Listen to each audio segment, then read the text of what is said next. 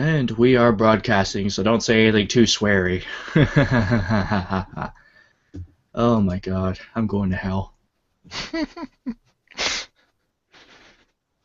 Uh, Where's the chat? Come on, chat. um, Or is it not? I can see it here. You can see it? I can see the Q&A, yeah.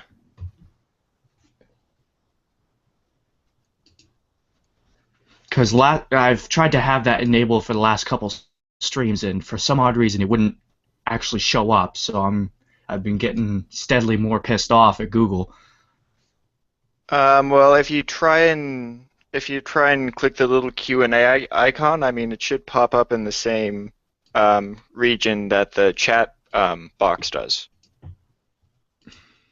One sec. Ah, God. Come on, Chrome. Q&A. Huh. I'm trying.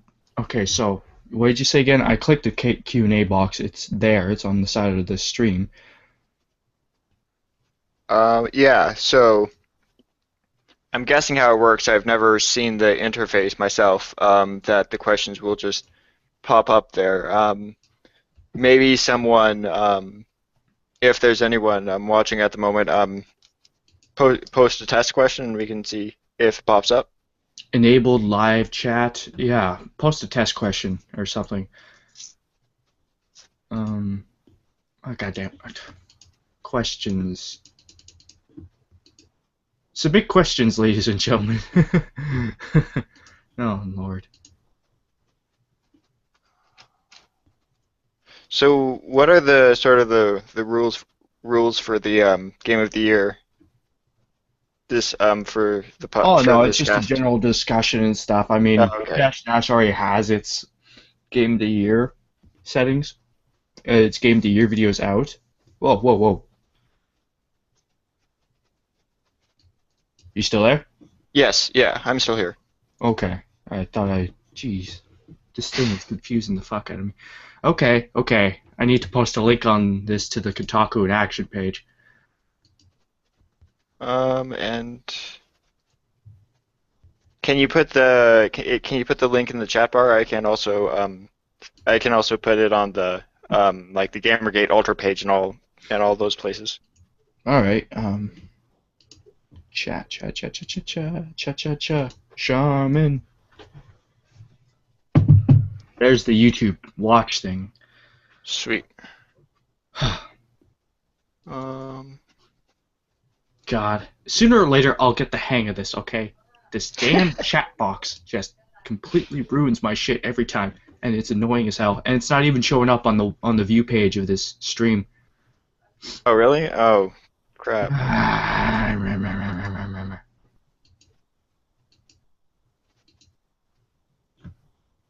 Questions, questions. That is unfortunate.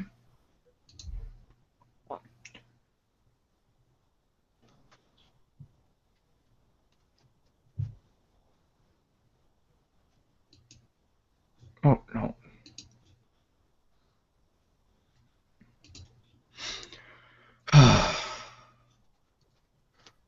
I hate Google. Yeah, I wish there were just better resources in general. Ugh. Alright. Synth, do you know how to activate the live chat on Google Hangouts?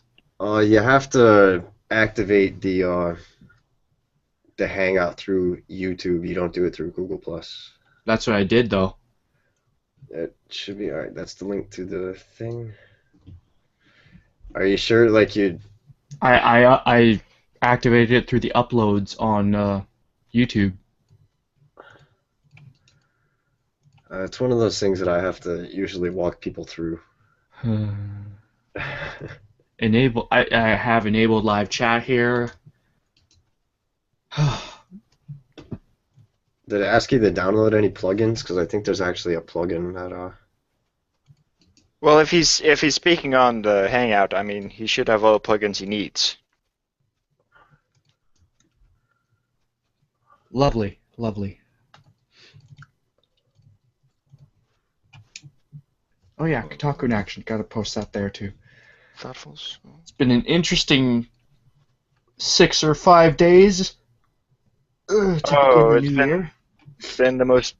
It's been an interesting 2 days if you count the Harpy doxing Yeah, or quote unquote doxing. yeah. Obviously, a lot of people got some really weird phone calls, and it's unfortunate. I've heard stories of people getting called and say, "We're gonna call your workplace and tell them that you support Gamergate." Yeah, go ahead. I don't think they'll even understand what you're saying. It's like, Well, Randy Harper seems to exist in this mirror universe where she thinks that if anyone so much as says anything that even slightly upsets her, she gets to ruin their lives. yeah, that's how a lot of these people are, unfortunately.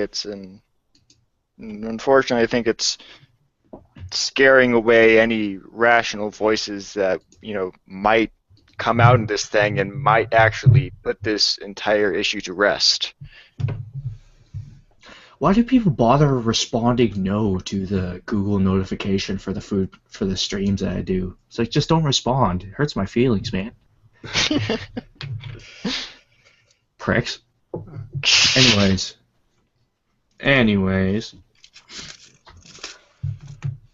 we're here to discuss Game of the Year topics. Now, 2-dash.com actually released its own videos for Game of the Year, for Best Indie Game and General Game of the Year. And guess which game won our Game of the Year? Oh, please don't tell me like Dragon Inquisition, Dragon Age No. Inquisition. No, it didn't even get nominated. Okay, good. I'm gonna hope against Shadows of Mordor. That one even didn't get nominated either. All right, I feel good about that. So here is our full field of nominees. Transistor, Sunset Overdrive, Bayonetta 2, Shovel Knight. I'm trying to remember the other ones, actually. The Wolf Among Us. God damn it, Kyle. The Wolf Among Us, yeah. Call of Duty Advanced Warfare. Yes. I have no Dark problem Souls with 2. it. Shovel Knight was actually that's out of all of those. I mean, I really wanted to get the newest Call of Duty, but the price range was way out of reach. So I mean, Shovel Knight out of all those games was probably the best actually. Yeah, it won Best Indie Game.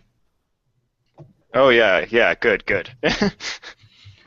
And Transistor was always a contender throughout the entire year, obviously, Yeah. because everyone seemed to love Transistor. Unfortunately for it, I think it suffered the equivalent of an Oscar backlash, and everyone Well, just sort of got tired of praising it. yeah, and like most of the reviews I've watched of Transistor, it's like you really have to get the most fun out of playing through it first and then getting to the point where you can use the stop time and strategizing portion of the game. So, yeah, I mean, games with a lot of investment that takes uh, those tend to draw in only a certain amount of people, unfortunately. I haven't played it myself, but that was like the biggest criticism of it that I heard was pretty much exactly that. And like when you do get it, if you're playing through it one time, you get it so late in the game that you don't really get a chance to, make full use of it or something like that, like to really figure it out. And Well, the thing with Advanced something along Warfare, those lines. I can't remember exactly, but having played Advanced Warfare, like I personally, I would give it like a 3, like the main campaign, and the multiplayer I'd give like a 4 oh wow, out of 10 or 5? out of 5. Don't worry, it's not that low. I was gonna say, I was like, oh jeez. It's good. It's like it's a good game. You could objectively call it a good game, but at the same time, I liked Ghost's campaign better, and a lot of people hated Ghost's campaign for some reason, even though it's probably the most best action movie of the entire franchise. They're just fixated on, oh, we're killing brown people, so it's automatically bad. Yeah, that's the thing that I've always sort of disliked about the Call of Duty franchise, or really most of these war games. It's that they've chosen easy targets to pick on, and they've just never really been too far out of the cliche. Where I actually then did appreciate in the most recent one where finally it was the Americans who were the enemies essentially. Yeah. I actually sort of enjoyed that. So Yeah, but at the same time, it's like, if you're gonna get your jimmies in a bunch because of who the enemy in the game happens to be, I mean, unless it's like super racially charged stuff, it's like I have no issue with it. Call of Duty Advanced Warfare does a lot of things right, though. It has that movement system, which is why I gave the multiplayer a 4.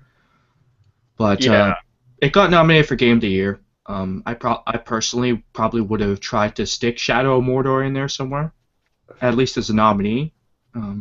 Or Wolfenstein: The New Order, actually. Wolfenstein was pretty good. Wolfenstein was actually really amazing. If you ask me, like it. I mean, it's not the perfect game that everyone says it is, but I mean, just in terms of environment building and and gun combat, it's super satisfying. It's basically what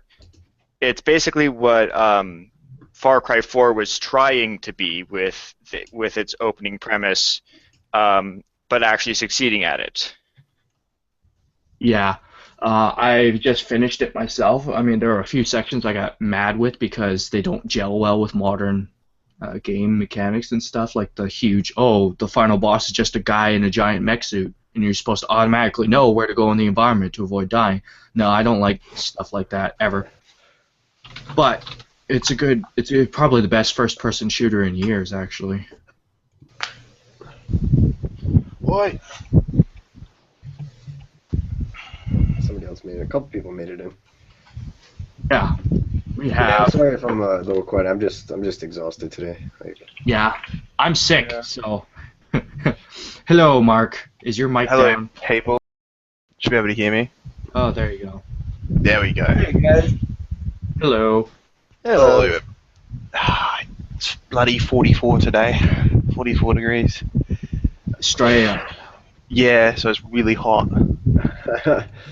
Oh, Celsius, right? Yeah. Yeah, it's 120 Fahrenheit, I think. Yeah. Oh, it's wow. getting out there. That's like something. Yeah. Speaking as a Canuck, and we use Celsius, looking down at the States during summertime, seeing all those 100-plus temperatures, makes me think you guys live on the sun sometimes. Yeah, right. Really? Oh, it sometimes feels like you're living on the sun. I actually live in Arizona, and some summers it really does feel like you're living in the sun. That place is quite arid, isn't it, though? It's near, there's a lot of deserts nearby and shit. Yeah, most of it is really arid, but people try their best to basically bring water in and create artificial little vegetation areas with it. Some people like it, some people don't. Fucking hell. Yeah, it's We always have the a place. excuse when it comes onto desert. Oh, but it's a dry heat. It's like, I don't care. It's still hot as hell. Oh, it's bad. There's a place a couple hours north of where I am called Karatha, and that place gets up to 50, so that's about 135 Fahrenheit. Oof. And there's a lot of people that work there in the mines as well, so I can only imagine, Yeah. man. I don't envy their lives at all. Now, would it make it underground, though? I mean, you would think that being underground would, one, make it cooler, but at the same time, if they're down there mining with equipment and stuff like that, you'd expect that to also yeah. increase the Yeah. temperature. So I don't know if it would be better or worse to be underground in that situation. You know what game was overlooked a lot this year for Game of the Year nominations? The Wolf Among Us. And that's sad, because that was a great game.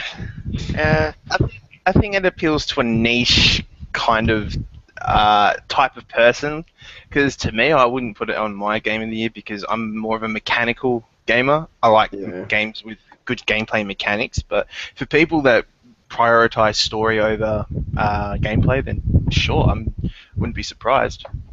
That and I think Telltale Games ends up just producing too much. Like it's almost feeling like the Guitar Hero franchise now, where now they have the Minecraft thing coming out, where Oh and god. even with Wolf Among Us, people were still talking about The Walking Dead. It's like they've almost created their own genre, but it's almost at this point when someone's reviewing a Telltale game, excuse me, it's like, oh, it's a Telltale game. You know exactly what to expect. Yeah, pretty much. I feel the same way. Yeah, but here's the thing. They have all these upcoming releases and everything. They have the Minecraft, the Game of Thrones, the Borderlands series. They still have season 2 of The Wolf Among Us. They still have maybe a season 3 of The Walking Dead coming up. They have a lot of projects, but The Wolf Among Us, I think, was their best overall game, ever. Simply because it didn't have those frustrating game mechanics near the end that The Walking Dead season 1 did. It's like the ones where it literally didn't matter which zombie you clicked on.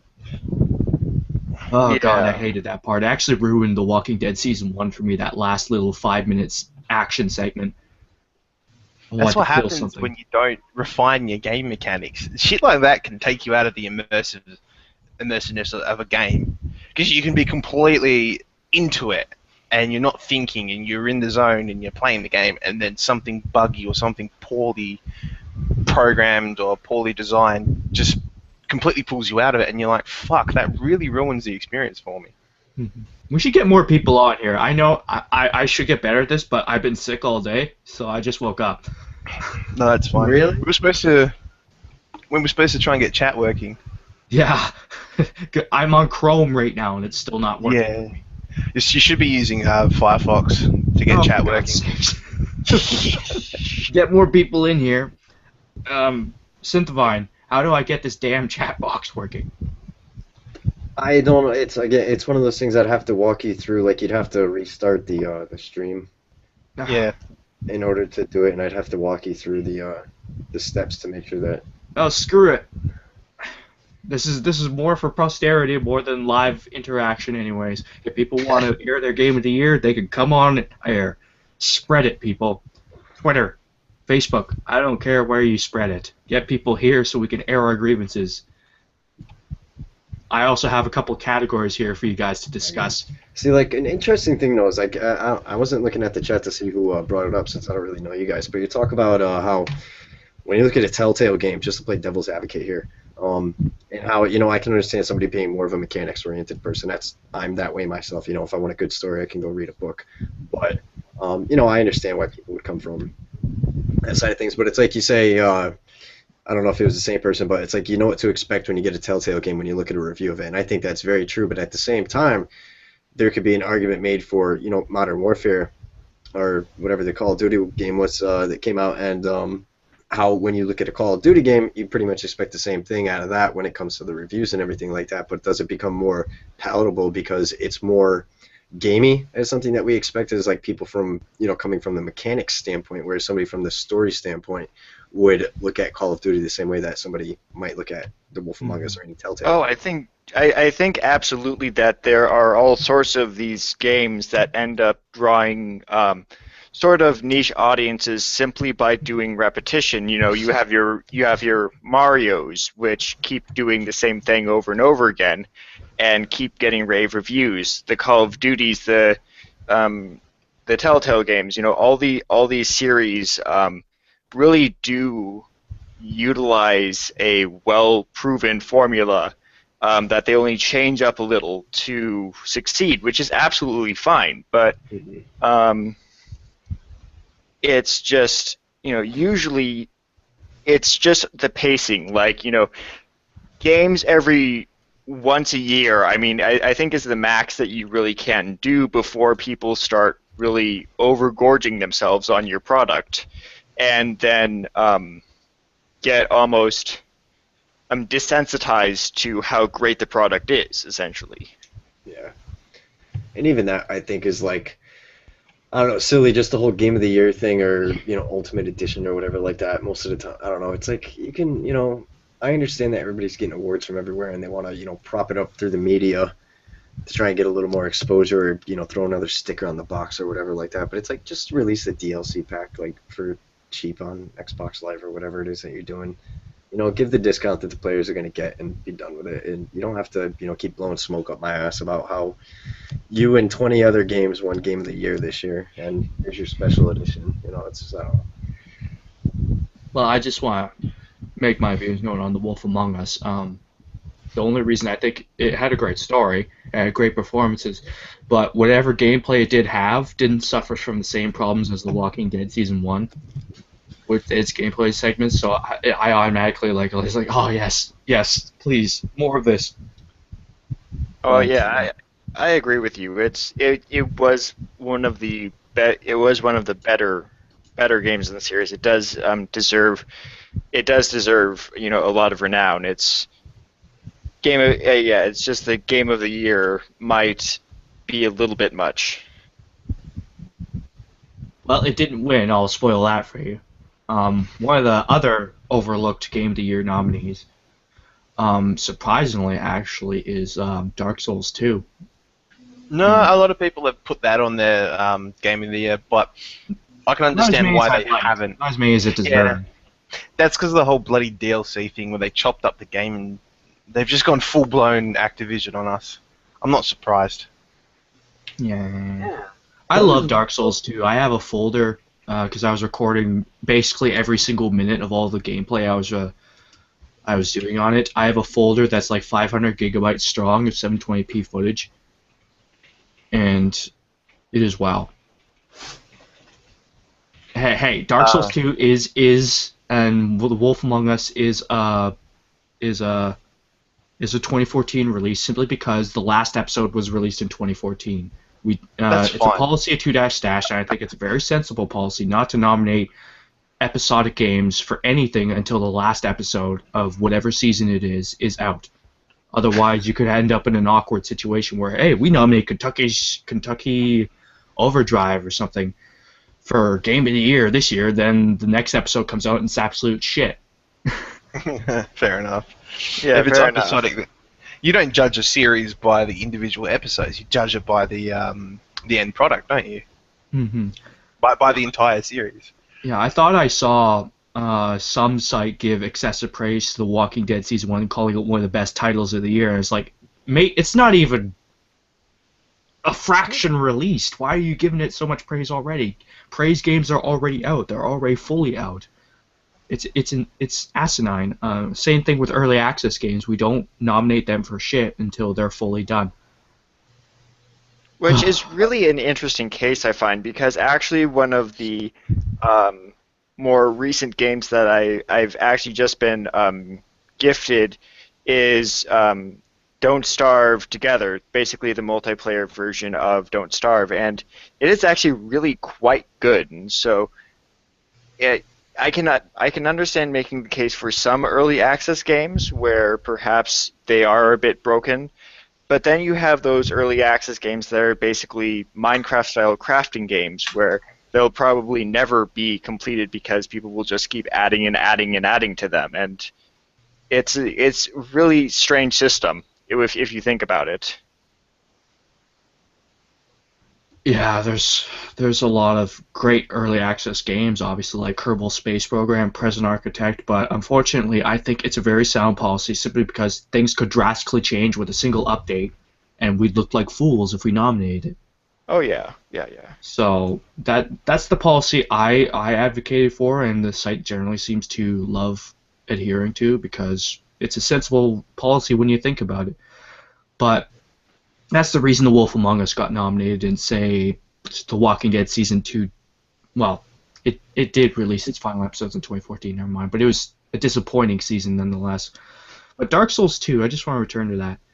A lot of people think it's a crap game because it's not as good as Dark Souls 1, apparently, and I'm like, to that I say, it's still a near masterpiece regardless. Go ahead. I was going to say, do you know what I think would be interesting is if we do something like we nominate a game that got released this year for Game of the Year, like even though I don't personally care too much for calling things Games of the Year and then saying that this is the best, But also games that you played this year that were released previously. Because it's amazing how many people have only started playing games that are 10 years old, and they're like, where has this game been all my life? For example, I picked up a Recettear, or whatever, the Japanese capitalism game. God, that's so fucking fun. I love that game so much. Well- It's yeah, amazing. I just gotta stop the presses for 1 second. I just discovered some big news on Twitter. Scarlett Johansson will star in the DreamWorks Ghost in the Shell movie. Absolute perfect person you could choose for that. No, no, she's not. Oh yes, she No. is. Have you seen what she can actually do? Like I know you've seen her. Yeah, I've seen a lot of her movies, man. No. No, I think she's perfect for the part. Oh no. That's going to be interesting, though. That entire movie, I'm still not convinced that Western studios should have anything to do with any Eastern franchise after following the Avatar movie. So, you know. Well, Yeah. actually, Avatar is a Western franchise. Oh, it is. Yeah, it is. Oh, It's just done in It's an a Nick Eastern show. style. But Yeah, but the company that animates it is Japanese though, so and Korean. yeah, They got two, Pero and another one. well, still, that movie was absolute crap. So, It's M. So- Night Shyamalan. What do you expect? does anyone have any good stories about Dark Souls 2? I mean, I'm trying to I get you could- guys to praise that game, so I don't have to. I'll say this, okay? That was the only AAA release that I bought this year. It's the only game that I paid full price for, so to speak, because I bought it on PS3 and I couldn't wait. The game's cool, right? The game's great. I like the way that they've done New Game Plus, so that the second time you play the game around, there's actually different things to do, and there's different items that you can't get. The issues for me stem from the heat-seeking bosses, like the boss attacks, and every attack is just heat-seeking for some reason. It tracks you. It's annoying. The Heat seeking? colliders. Yeah, you go do Which the boss specifically? Which boss specifically? I can all give of you a them. guide. Dude. I know I've finished the game several times, but Oh, okay. I'm just saying it's annoying in that respect. But a lot of people, including myself, it's the DLC practices. Now, I don't think them going and adopting the Western current AAA business model is a good idea. I hate being locked into buying a season pass to get all of the downloadable content because you don't know if the downloadable content's going to be good or not. You know, you're continually selling extra pieces for $15, or you pay $30 for the season pass. There's no guarantee that it's going to be good. But I shouldn't have to pay $15 for a little bit of extra content, especially when I got the Crown of the Sunken King, and I didn't enjoy that, honestly. It was remarkably difficult, that DLC. I tried battling through it, and the bosses are actually notoriously difficult. The community has a hard time handling them past New Game Plus 2. I don't know. It just wasn't. I guess I'm spoilt because I played so much Demon Souls, and that game was so mind-bendingly brilliant. And Dark Souls 2 just feels a little bit watered down, so to speak. It was my first Dark Souls game anyway, so maybe that's why I'm so enamored with it. But I played like an hour and a half maybe of Dark Souls 1, but the frame rate issues just got in my way, so I stopped. They're But, doing some sort of Ultimate Edition coming out, right, for PC. If you don't pay for the Ultimate Edition, you don't get a DirectX 11, I think it is. There was a little infographic before. I'll try and find it for you. But apparently, if you buy Dark Souls now and you buy all the DLC, because there's another DLC coming out, you're not going to get DirectX 11. You get DirectX 9 or some shit. Mm. Yeah, I'll find it for you. Yeah, Yeah. me and the Dark Souls series have never, like with Dark Souls 2 specifically, by the time it came out I was already suffering through Borderlands 2, which I sort of I dislike the difficulty curve that game has, you know, and so when it came around time for Dark Souls 2 to come out, it was like, I'm avoiding this because there's a point where games become too difficult and you stop being able to enjoy them because you keep failing too much. Well, that's I think part of the game's appeal, obviously. Obviously. And here's the thing. There's this game coming out next year called Titan Souls that basically just apes the entire like concept of the Souls series, and you can tell it's in the title. But here's the thing: what Dark Souls did was it created an atmosphere that kind of like justified all the death and destruction. Whereas the game that I played at PAX, Titan Souls, basically it's just, oh, everyone seems to like this game because you die so much in boss battles, so we'll just make a game based entirely off of that.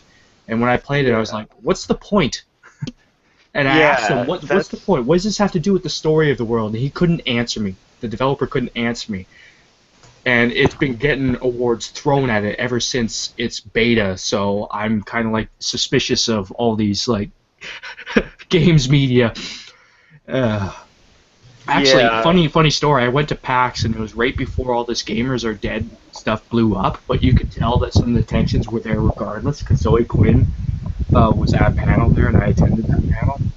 And she apparently was very, very, very sketchy at this point in time because she disappeared immediately after the panel. Like, she was whisked through a back door by security or something. And apparently she had a panic attack while she was there as well. But when I was attending there, people were still enjoying games. No one had any idea of the storm that was about to break, and it was quite something being there. I wonder what the next PAX is going to be like. I'll try and get there, even if I can't get a press pass next time. I'll still try and make it down there so I could cover some of these games. One thing I'm great about the whole PAX thing is like you kind of like being blacklisted in a way. That's what seems unsettling to me. I thought that someone that's pro Gamergate may get blacklisted. I feel like it's unsettling to say they're on the pro GG side of things, without having people like shun you. Yeah, well, here's the thing. The Penny Arcade guys themselves have expressed some interesting opinions, so I think they're trying their damned hardest to remain neutral in all of this. And I don't think there will be blacklisting, but I will think that there will be an uptick in enforcers at the next one just to make sure nothing gets out of hand, which is a good policy. I agree. Like, this entire environment. That's the thing. With now that Gamergate is going to start coming to these conventions, it's such a derisive issue that I'm really not going to blame any convention organizers who decide to simply halt any conversation in it, because at this point it has become an issue that can make or break people. It's involved so much, and it's turned into such, in some elements, into such a fist fight that, you don't want that being part of the press. If you go to a convention, you just want a game, or you just want to learn about the newest games. And here's the thing. When I went to there, I went to a lot of panels there actually, and fully half the panels that were in the pamphlet were stuff that a lot had become, well, if a typical radical Gamergater, I should say, not all of Gamergate, but a typical radical Gamergater would call them SJW panels. Because there was stuff like sexism in video games, safe spaces in video games, how to succeed as a woman in video games, and I enjoyed those panels. I actually went to a few, and I was like, yeah, there's some very informative stuff. I actually went to Jennifer Alloway's panel. This was a couple weeks before she posted that Gamergate was a hate group, and kind of destroyed all my respect for her. But if we can all agree that there are just issues, but there are different ways that we can execute fixing those issues, then we should all be fine at the next PAX Prime. I mean, I don't think there'll be any reason for them to stop hosting those panels, for there to not be healthy discussion, for people to just be enjoying the games. And when I was there, the atmosphere was great because people were just loving games and enjoying them. If anything, I think it would actually help if these conventions took the opportunity and just made, hourly panels for Gamergate specifically, so that people could go there, vent their frustrations, vent what they had to say, start some sort of dialogue, and then when they go out again, they can just go and they can No, but you enjoy see, here's whatever the game. thing. If they do that, if they say, we're going to have a couple of Gamergate panels here, the anti-Gamergate side will lose their shit. And since the anti-Gamergate side has a lot of the gaming media in their pockets, PAX Prime doesn't want to risk that. So what I think they'll do is they'll have a couple panels that won't be directly targeted towards Gamergate, but they will have in their names or in their descriptions, hey, this is a panel for hardcore gamers. This is a panel for discussing current political issues in games or something. I think they'll do something like that if they have any at all. And if worst comes to worst, though, you could there'll be lots of Gamergate people there. There's no way there can't be. So you could just meet up with them. There's going to be a few developers there as well. Like, I can't imagine that, Hatred won't be out on full display. I don't think things like that. I don't think they will be there, and it's not for censorship reasons at all. I think it's weird. I don't think they'll be there. But if they are, I'll be pleasantly surprised. But there will be lots of Gamergate indie developers there, and you know what? I think that'll be the perfect moment to gauge where we are at. How do you say that? Gauge, whatever. Gauge, yeah, that works. If at that point, that will be like the 1 year anniversary of this whole thing going down, if at that point there's still enough tensions, then at that point I will definitively say, yes, Gamergate should just splinter off entirely from these people and just leave them be in their own little bubble world, because they clearly don't want us. If, however, we can at least at that PAX Prime have an amicable environment, have an environment where everyone enjoys being there, and have actual discussions on gaming issues and stuff without any incidents at all, we'll be fine. Like, I don't think Gamergate has crossed that point of no return yet, because, quite frankly, the most radical elements of both sides are fringe voices. And it's the moderate majorities on both sides, even though the anti-moderate majority is actually smaller than the Gamergate moderate majority. I think we could definitively prove that. But I think they want an amicable end to all of this. I think everyone wants a common ground that we can all just go, hey, we fixed every issue. So how was that for a Game of the Year stream, everyone? Well, and I think, if I can add a note, I mean, I think it's actually the perfect opportunity to reach out to the moderates, because those are going to be the only people at this point who are going to solve this issue. We had the neutrals, and then for one reason or another, all the neutrals started getting run out or started switching to a side.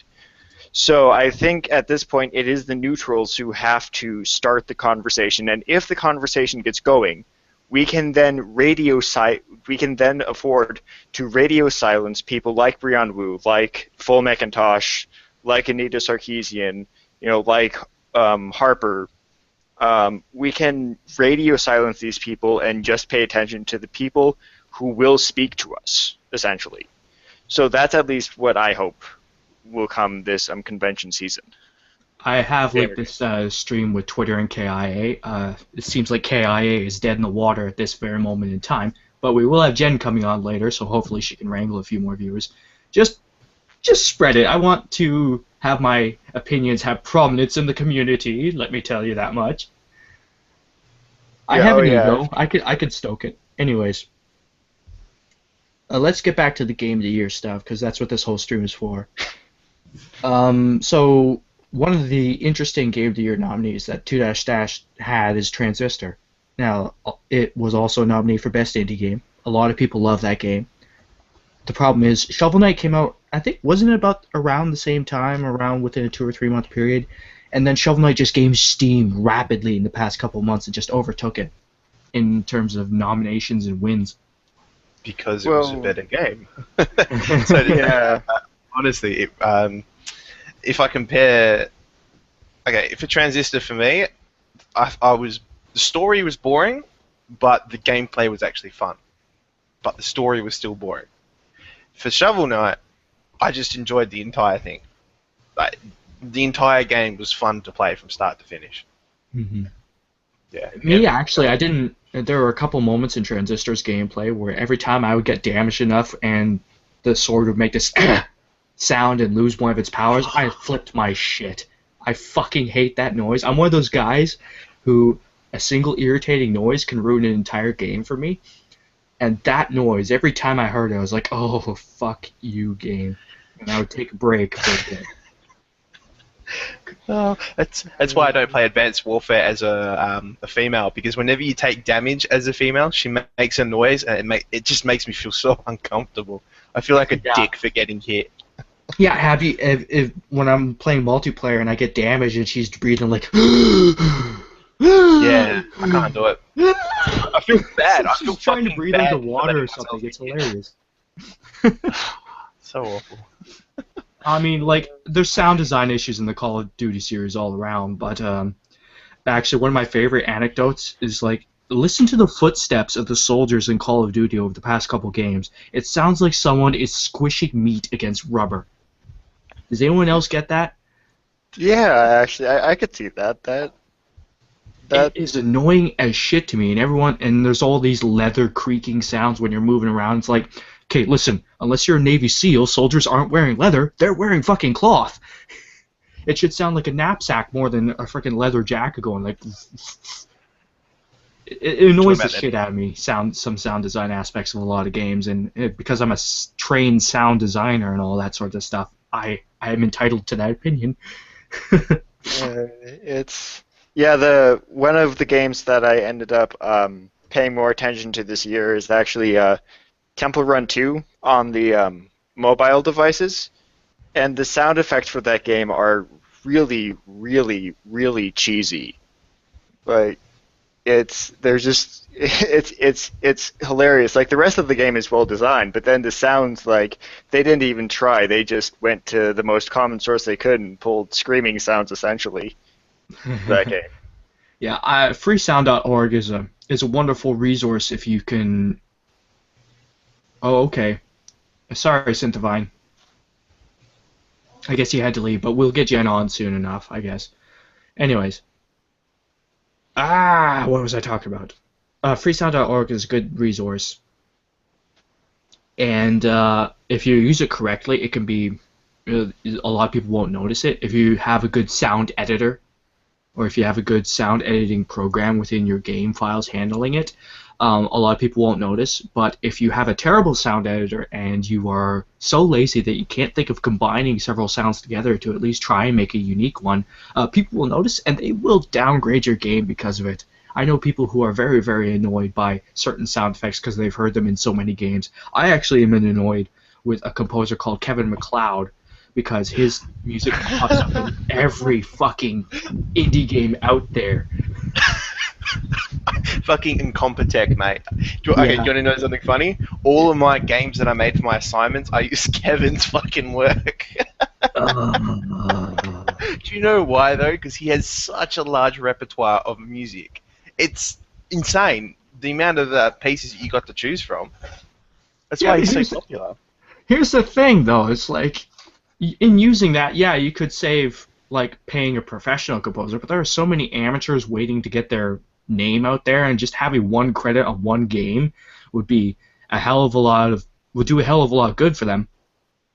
And they decide instead to spend, and they do it for free, a lot of them, for their first game. So, like, I know people who personally do one project for free just to get their name out there, and then they build their career off of that.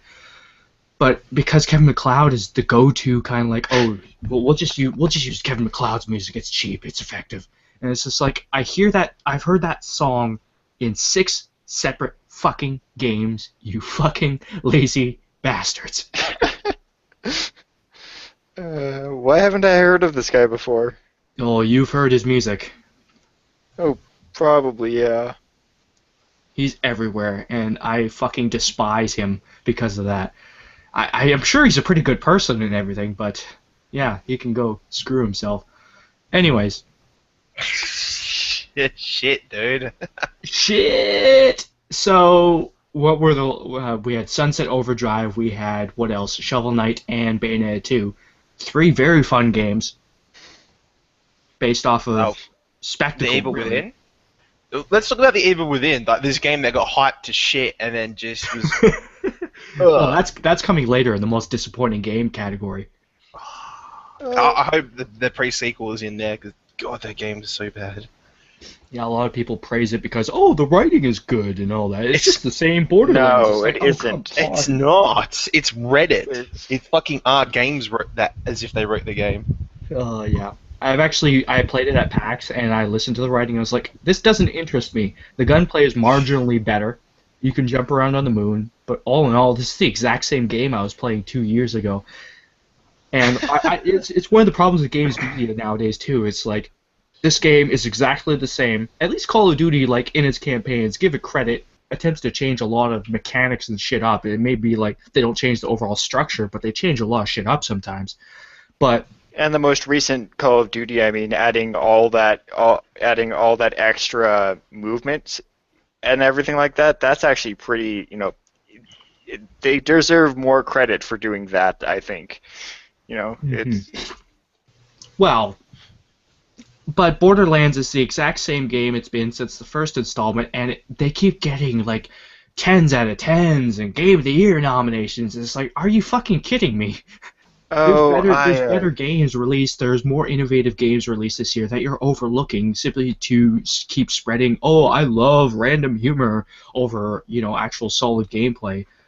I have my own and no, I will not accept the excuse. Well, I'm still playing it. That doesn't mean it's a good game. I'm still playing Battlefield 4 religiously. That doesn't mean it's a good game. I have my own if you're still playing it. I have my own qualms with the Borderlands series. If it's a poorly designed game, to put it simply. Like, I understand, I do. I'm not as well versed at FPSs as some people, but there's no excuse for some of the horrible bosses that were in Borderlands 2 and some of the areas that are just way too difficult. It's like, and I can understand what they were trying to do. They were trying to create a co-op experience. But the issue is they created a co-op experience and then they allowed single players to go through it. Yeah, it's a poorly balanced affair all around. I mean, my experience with Borderlands 2 is just basically going, this gun has a stat. This gun has a stat, and I'm shooting it at this guy's head. Why isn't he dying? Oh, because it's a stat-based weapon. And I'm like, fuck this game. I'm playing something else. I mean, Yeah. generally Battlefield 4 and every gun in every game uses stats to determine its damage, but this is one of those games that just like wears it on its sleeve. I don't entirely agree with that, but it is what it is. But Bayonetta 2, we had Sunset Overdrive, Shovel Knight, very spectacle-based games, very boss-heavy. Those were the three games that got, I think, the most votes for Game of the Year at 2-. But I'll tell you the winner now, and yes, Mark, it's Bayonetta 2. Yes, that's exactly what I wanted to hear. You should see our video. I don't know why more people haven't seen the videos I released on it. I worked all year on Don't them. spam your videos. Yeah, it's like, You want people's attention, you gotta fucking grab it, mate. I gotta spam them. Man, you've got to shill so hard these days because there's so many people that are doing the same thing you're doing. You're now in shark-infested waters. Alright? You gotta fight for your peace. this If I is the wasn't so gold goddamn mine. sick, this would be easier. This is the gold mine of YouTube. You have to fight for your place. It's true though. Like, since I've joined Twitter, I've had so many Let's Players like add me and follow me and go, yeah, check out our YouTube channel. It's like, okay, right, I check out the YouTube channel. Some of them are decent, some of them are pretty piss poor. But everyone's trying to do it now. And even companies like Razer have caught on to this, and they're starting to design broadcasting equipment. They just released the Razer Siren, which is a microphone. It comes with a pop filter and everything. Oh, that sounds good, actually. They know it's big money, and they know that lots of people want to be famous. They want their 15 minutes of fame on the internet. So, Yeah. dude, Yeah. you're gonna have to fight really hard. I mean, and I'll gladly admit that I run my own semi often streams. So I mean, it is very much, trying to grow a channel, and when everyone else is also trying to grow a channel, like. Yeah, yeah. At the back of my head, that's always it's always there. At the same time, God damn it, I do good work, though. I'm satisfied in the work that I do. All right. So Bayonetta 2 won our game of the year. I gave it a 6 out of 10, but it's still one of my favorite games of the year. That's objectivity for you. Anyways,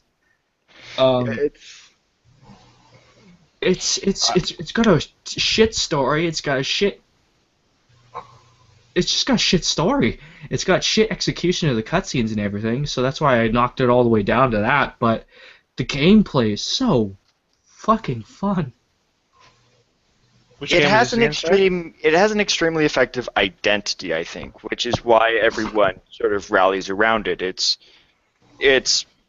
the sort of quirky, semi-Japanese, Western almost game that really hits a lot of right notes, which is why everyone loves it. I mean, and I can see why that is. I'm not a spectacle fighter myself, but it really does. I mean, Nintendo's doing good stuff, and at least it's one of their games that it's getting so much praise. What? Which game was this? Sorry. Bayonetta 2. Bayonetta 2. Bayonetta 2. Did you just say the story sucked? I did. No. The story isn't bad. It's not. It had that annoying English brat. Okay, it sucked. It didn't suck because of one character. Come on. Come on, the character's like 35% of the whole story. A character can drag down a fucking story. The story was decent. Okay, it wasn't bad. It was decent. I will fucking fight you to the death if you keep calling it bad. It's still one of my favorite games. What are you complaining about? I know, but still, I don't. Like I'm saying, the story isn't that bad. It's a decent story. It's not like what's that? Sorry, there was a game where there was a black protagonist, not being racist or anything. Oh fuck, I've just shot myself on the foot there. But there's a spectacle fighter that came out this year. I think I know the one you're talking about too. Something Danger. Yeah, Jesse Cox. I was Mask watching of Jesse Cox play it. Yeah. Yes. I was watching Jesse Cox play it. The story is awful. It's like a C-grade movie, C-grade action movie, but worse somehow. That is a bad story, man. Especially in a spectacle fighter, but not bad. Yeah, actually, a fun thing I did. Actually, I turned off all the music. I turned off almost all the sound effects in their first cutscene and just listened to the dialogue. Lord, I had fun doing that. It was the most cliche stuff ever. I can't remember the beginning of it, but it's the Mask of Death something. Whoa, sorry. But Bayonetta 2 had great gameplay. I think we can all watch the video. I got some amazing shots of that game. It's a beautiful game too. It's cinematic, and it's one of those games that really does get better with the better graphics, because it's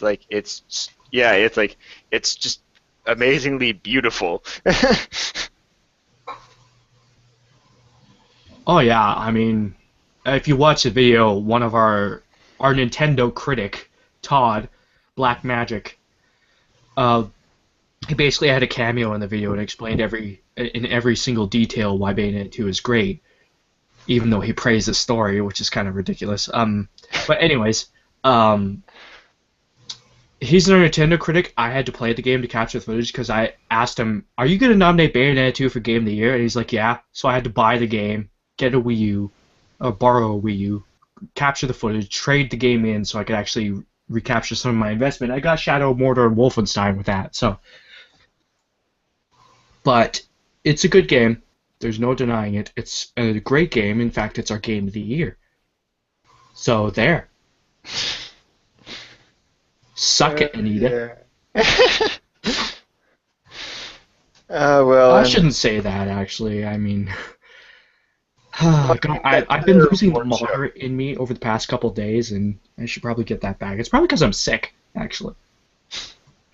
Yeah. Well, the entire award show ordeal was just ridiculous. I mean, I haven't seen an award show shoot itself in the foot so quickly, honestly. Hmm. I mean, wasn't there that one person who said, if Bayonetta 2 wins this, I'm resigning? Yeah, yeah. In fact, I think that's what started that whole little episode. Yeah. I mean, it's sad because Dragon Age Inquisition, a lot of people are now catching on that it's actually not the masterpiece that many people are saying it is. It wasn't. It's just like, oh, this has minorities, this has decent writing, this is a better game than every other game released this year. It's better than Shovel Knight, it's better than Bayonetta 2, it's better than Sunset Overdrive, it's better than fucking Dark Souls 2 because it has writing.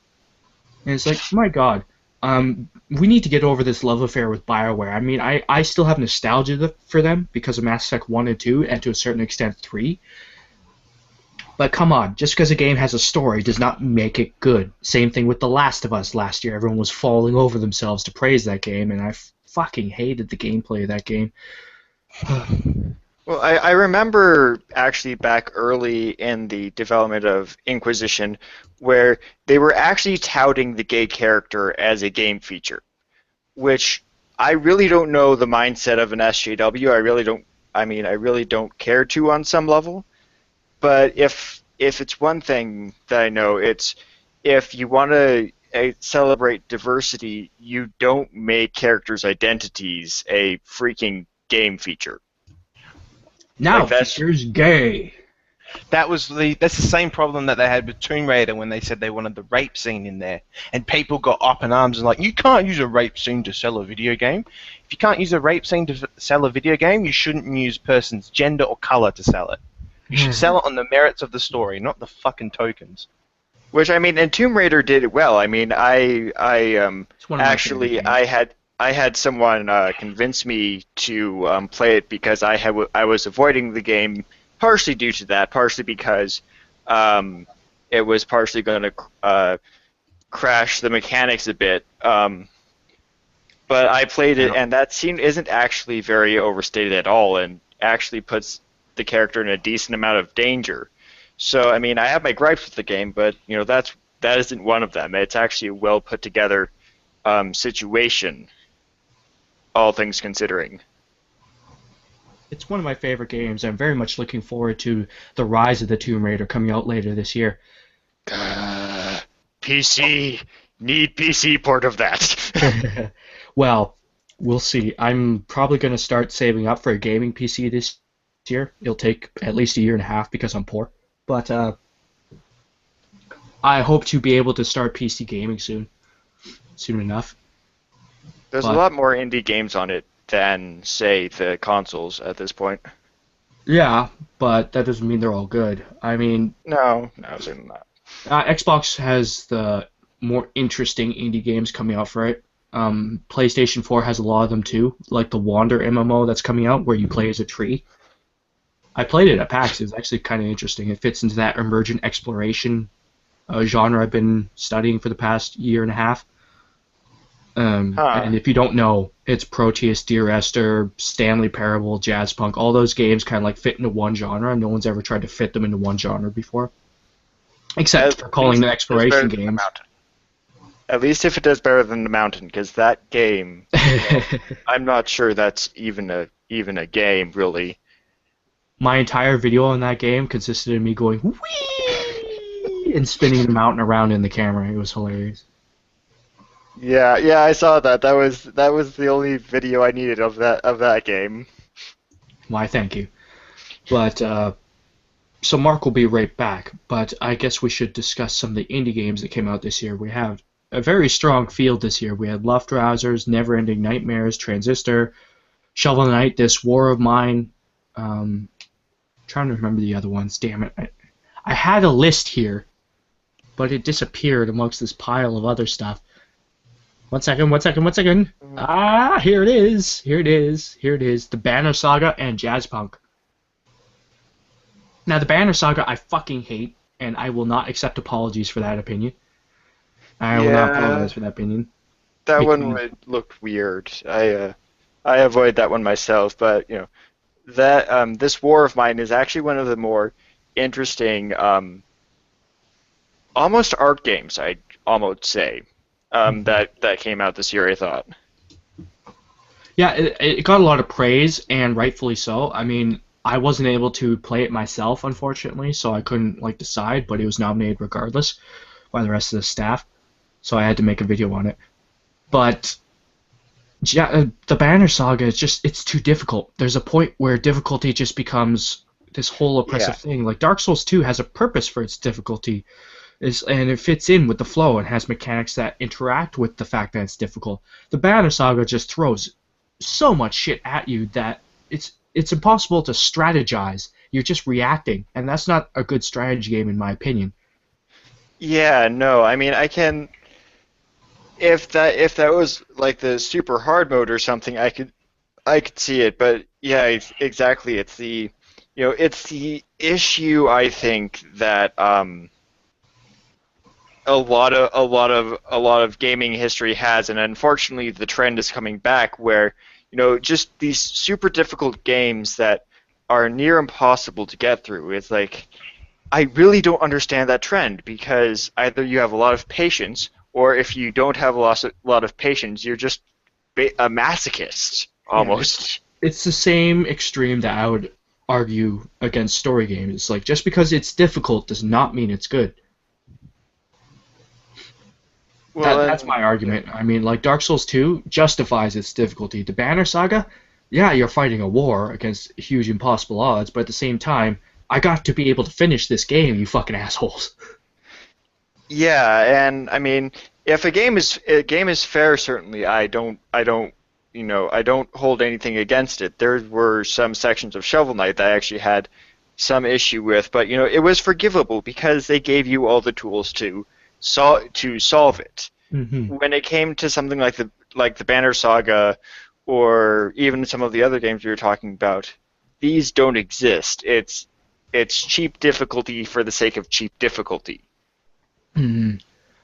But there's two games that we nominated for Best Indie Game, and Mark, this is more for your benefit, that didn't get any attention at all in the year-end press, except for maybe Luftrausers, and Neverending Nightmares got mentioned in the best horror games of 2014, but Neverending Nightmares and Luftrausers are two very interesting, very short games that I feel fully deserved mentions, at least in best indie game circles. Look, Rousers was definitely a good game to play. Whether or not it's a game that you play over and over again, yeah. I was addicted to it There's- for a whole week period. It was fun. Yeah, that's kind of how it is for every game though. Like every game that's good, you sort of play it religiously for a couple of days or a week, and then you sort of stop playing it. The truly good games will keep you coming back again and again and again. Yeah, in my case, it's games like Path of Exile and Recetier and Shadow of Chernobyl from Stalker. Actually, that is something I want to talk about. I know it's not Game of the Year, but it was the expansion that they released for Path of Exile that came out this year, and it was Forgotten Masters. And if you're not familiar with what Path of Exile is, it's a Diablo 2 isometric RPG clone of sorts, but it has an interesting skill system. That expansion got me playing that game for 2 whole months straight. That's how good it was. Yeah, I've had great experiences with expansions. Command & Conquer Generals had one of the best expansions I think, in my opinion, in the history of games, because it completely revamped the entire game and made it fun. Zero Condition, wasn't it? 0 Hour. Zero Hour, that's it. It added yeah. generals with distinct personalities, distinct units. As Zero Generals campaign where you had to fight most of them. It didn't have some of them for some odd reason, but you could fight most of them in the campaign, and it was awesome. I would spend hours in my youth just playing on multiplayer maps as various generals. I was a turtle, I admit, but it was fun playing against them nonetheless. My mate was pretty good at that game, at Generals. We used to play it on LAN at his place, and he's just insane. He'd be 3 times, 10 minutes ahead of us in resources, me and my mate, when we would play against him. We just couldn't figure out how he was so good. But I agree, that game is amazing. And so was the expansion. So was Red Alert, the first Red Alert. Red Alert and Aftermath. Yeah. Red Alert 2 had an unfortunate expansion, Yuri's Revenge, which completely unbalanced everything. I couldn't finish that game, so unfortunately. But expansions, yeah, I was thinking of maybe next year when I have a gaming PC adding that category in. But seeing as I'm a small channel and we're on a small site for now, we'll see. I mean, Just keep plugging along, man. Spam everything out there. My God, it's I hate these medical issues. All right, so I'm done ranting. So, sorry. Next game, let's talk about Shadows of Mordor, because that was quite controversial. Okay. Most disappointing games of 2014. Go. Oh, are you putting that in there? Are you? You just segued into Shadows of Mordor. I was just talking about the controversy behind the whole PR. Okay. New category. Most controversial moments 2014. Go. Shadows of Mordor. Obviously, Shadows of Mordor. That was the weirdest PR embargo that I've ever seen. Because some of the conditions were you weren't even allowed to talk about the Lord of the Rings. You weren't allowed to mention Lord of the Rings. You were only allowed to talk about Shadow of Mordor. It's like, what are you talking about? This game's IP is Lord of the Rings. Why are they not allowed to talk about Lord of the Rings? Why, are you scared that it's going to be negative because of the new movie coming out? What?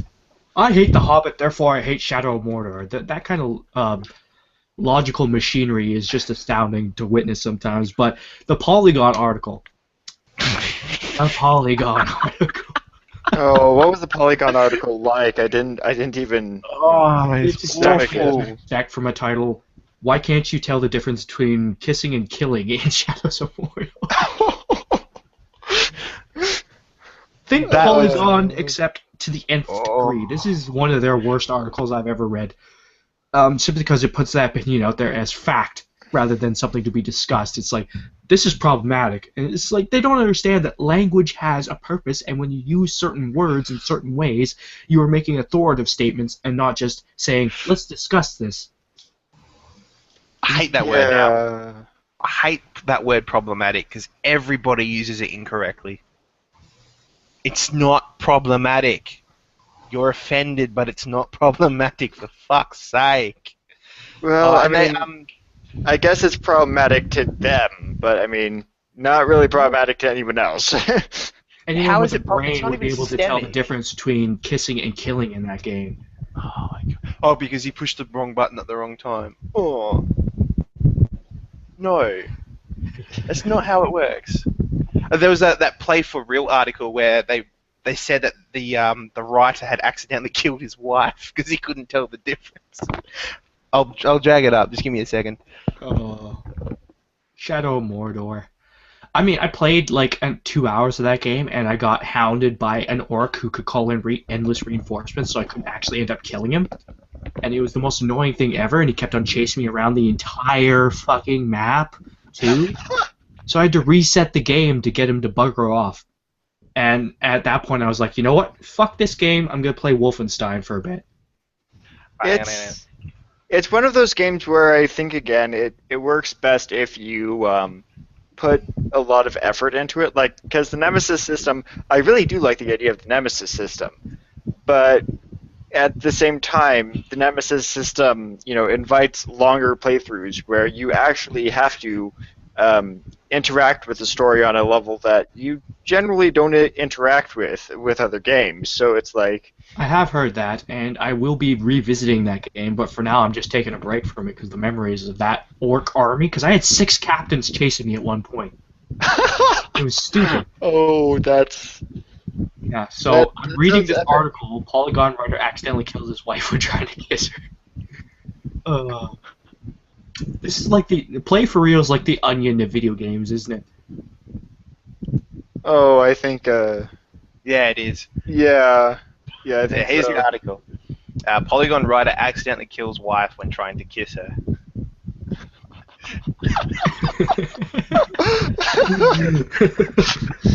I couldn't tell the difference. Holy shit. My God, Yeah. the logical machinery was stupid. But we have other matters to discuss in terms of controversial moments. Watch Dogs. This is a forgotten moment from Oh, earlier. Okay. Okay. The game was highly touted to have graphics that were superior in every way to what was eventually released. And they said, oh, that wasn't actually in the game. And then a PC modder dug into the game's files and managed to get the game looking more or less like the E3 2012 demo that we all saw at Watch Dogs. Yeah.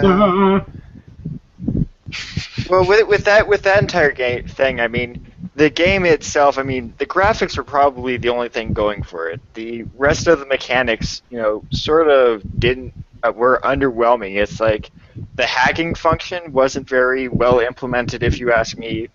The gameplay was subpar. It's like the graphics were the only thing going for it. So it really did end up, I think, killing what could have been a good IP.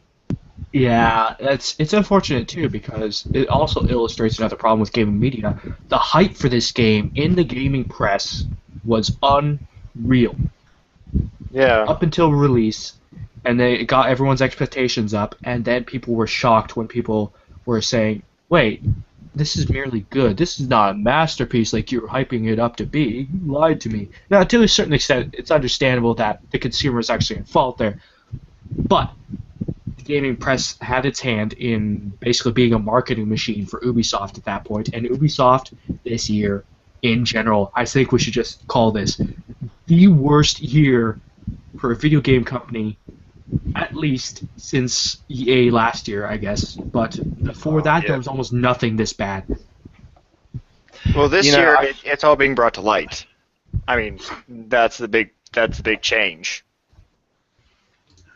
I Yeah, feel so sorry for the developers, man. Like the people who work on the game. I just feel like they got the short end of the stick from management. Like they've been. I've read that the guy who came onto Reddit, who used to work on Assassin's Creed, who said that they would work ungodly hours to try and get that game out.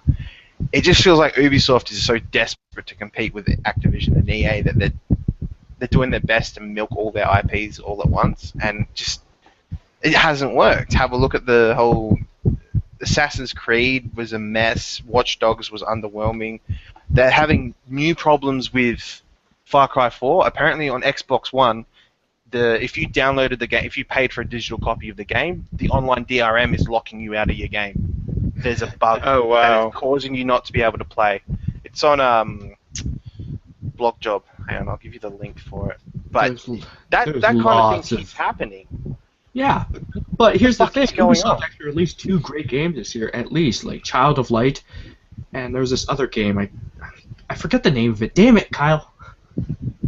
But they definitely did release another game that was decent at least. But Child of Light, it got buried under this avalanche of negative news, and it's a shame because Child of Light is actually a very, very good children's game at the very least.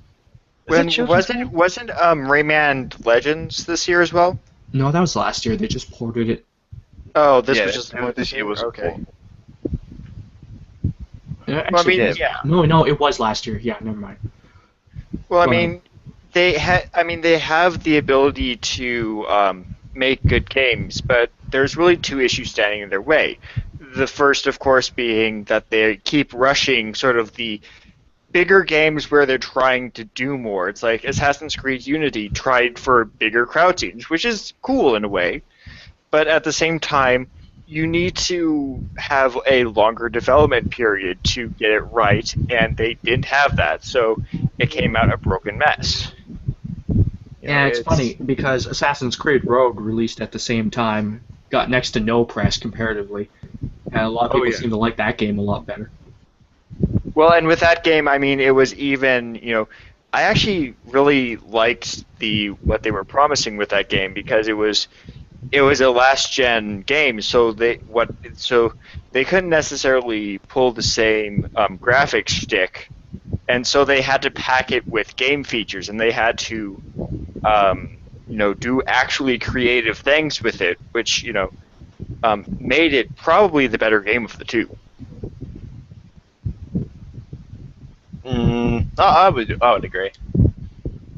I mean, I have Ass Creed Unity here, and I call it Ass Creed, and I will refuse to remove that label until they release a great game again. Ass Creed Unity on my Xbox One came with the bundle.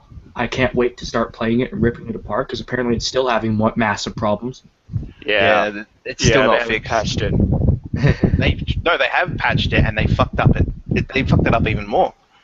Oh, There- there was a bugs. second patch? There was a second patch, or I thought they only They did. one patch. No, that massive patch that they released, That was also the Caused size more of the game on problems than it Xbox fixed. One, which was Yeah. hilarious. they knew that their game was not going to be finished. So what they must have done was cut out half of the bug fixes and then waited for day one, and then just been, oh, here's a day one patch, like every AAA game now. If they Everything just has a delayed day it one like patch. 3 or 4 months, They like can't. into 2015, like They would- can't. They'll go over budget, and it'll cost millions more. You know, that's how the AAA industry works. You just can't go over budget. You can't go past your deadline because it becomes the costs to fix it or to continue development after a deadline is exponential. You know, people are already tired from working 2-3 years in a row, working shit conditions. Because let's face it, AAA is not the glorious playground that people think it is. It's hard work. It's a lot of effort. You can put in 100 hours a week and only get paid for 40 of it. That's the nature of the beast at the moment. You know They're what's not going to funny? fucking work. They're not going to work for an extra 3 months. Yeah, you know what's funny? Some of our opponents, some of the antis have tried to make Gamergate about crunch time. It's like that has nothing to do with ethics. It's an issue that we must address, but we are focusing on this one thing. If you want to focus on that, go ahead. Like, you obviously have an audience now. You could use your powers for good, but no, you'd obviously rather just oppose us nonstop and waste your efforts. But that's a different problem altogether. That's not actually something that we can fix. You know, that's up to the workers to get a union together and say, no, we don't want to work this. But people won't do that because people have families, people have mortgages to pay, and they can't risk losing their jobs. They've spent tens of thousands of dollars learning how to code, learning how to animate. Some of them still have student loan debts that they have to pay off. They're not going to fuck up their chances of getting a job, having the money to pay it all back. I'm sorry, it just doesn't work that way. But It really unless doesn't. they're gonna pluck up the courage, start a union, and say we're not going to take this shit anymore, there's nothing we can do because it's all legality, all legal issues that they need to fix.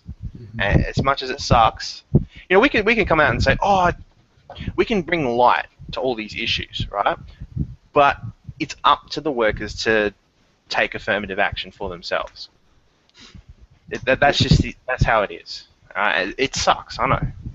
Yeah, but And it's either going to end in that or, you know, yet another crash for these companies. And I don't really think that's going to affect indie games that much. In fact, it might help indie games. But yeah, it's gonna suck if these big AAAs really do go down because there's some interesting franchises out there that we'd end up losing. you wouldn't lose them, they would liquidate them and they would sell them off to somebody else. But I don't think indies will actually benefit much, if at all, from a market crash because the fact of the matter is a majority of the money being spent and invested into the industry is AAA.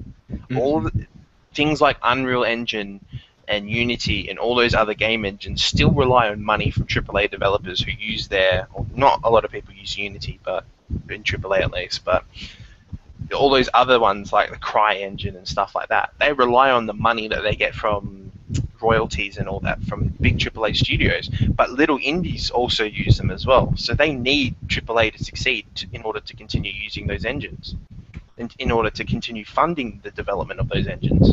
That's You know, true. and That's true. If And we it's not are just heading that. for a crash, yeesh, I don't think. Wow, that'd be terrible. It would It'd be on No, the same seriously. scale as the 1983 crash. That's the one question because that brought down the industry. And there'd be two reasons why this happened.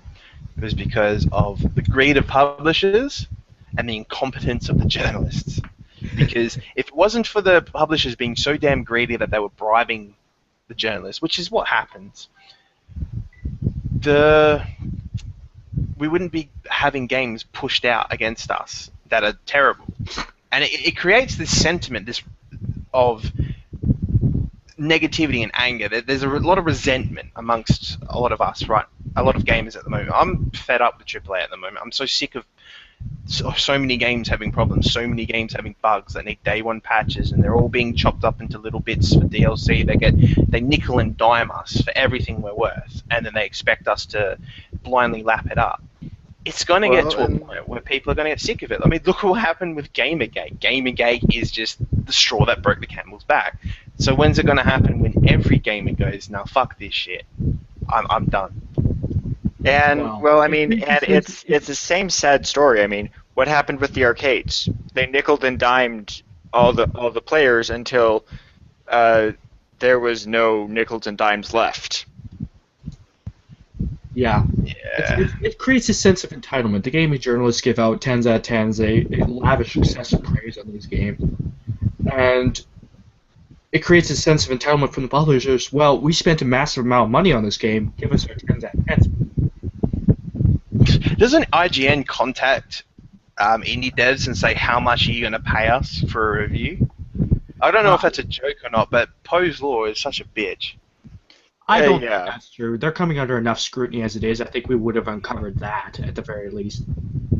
And in fact, I think IGN has stayed miraculously almost clean. Not completely clean, of course, but they've really kept their heads at least relatively above water, while more prominent targets have gone down. Like, I'm sort of surprised about that. Well, it's because they didn't attack us. Let's be completely honest here. It's because they didn't get out their pitchforks and say, oh, because this one person was questioned about her relationships with a journalist, and because we started questioning the journalist, but somehow it's still about her for some odd reason, we're going to attack them. They didn't do that, and I respect them for that. There's a lot of respect that could come for someone who doesn't immediately punch you in the face, you know? Yeah. But I guess we should before we get into a whole different conversation that will never see the light of day again, what are other controversial stories in gaming, not related to Gamergate, that we can talk about? Oh, there's the Sonic Boom that happened. Can we talk about the Chris Chan incident as well? I just want to give you a little insight into the insanity of Sonic fans, and specifically the Sonic fandom. If you're not familiar with Chris Chan is the creator of Sonic 2, which is some sort of like an animated series comic thing, right? This person is so obsessed with Sonic, he went into GameStop to complain specifically because in Sonic Boom they gave Sonic blue arms instead of the normal skin tone arms that he usually has in every other game. He maced the fucking worker there. One of the employees, he maced him, and he's been arrested for it. Are you fucking kidding me? And No, this sort I've of seen shit that too. is not uncommon amongst Sonic fans, man. Oh They're my insane. god. Well, I mean, I feel sorry for them. They haven't had a good game in how long now? Like, Well, they've had good games. They just haven't had great games. Like Sonic Colors seems to have a lot of support. Sonic Generations has a lot of fans, but they haven't had great games in a long time. They've had more disasters than good games too. yeah, and it's like, and then a disastrous. I mean, I secretly think that it wasn't because of the color of Sonic's arms, but the fact that Boom just was so broken that he just went in and maced the person who tried to sell him the games. It's like I really do feel bad for these people because yeah, Sonic used to be really great and now this happened. Yeah, this is what happens when a game goes to shit and its psychotic fandom just can't take it. He was arrested for This is terrorism. Oh, okay. he fucking maced the dude. Jeez. There's a video of it actually happening on YouTube. I know that we're trying to say that gamers are not psychos or they're not neckbeards or anything shit like that, but that really fucking sets us back. Like it's kind of hard to just to say no, we're not all like Just that. looking at that on the face of it, it's like, oh, this gamer got upset over a tiny design issue. It reminds me of those dumbasses who sent death threats to the Vonderhaar guy at Call of Duty because they altered the milliseconds of timing between aiming down sights of a sniper rifle one time. Stuff like that. Stuff like that. I really want those people. Well, these Sat in a room. things will happen. These things, I mean, hell, the newest Smash Brothers. I actually refused to play the newest Smash Brothers because of the Samus redesign. You know, so I mean, these things What do was the happen. redesign? Just go through it because a lot of people might not know what the redesign is.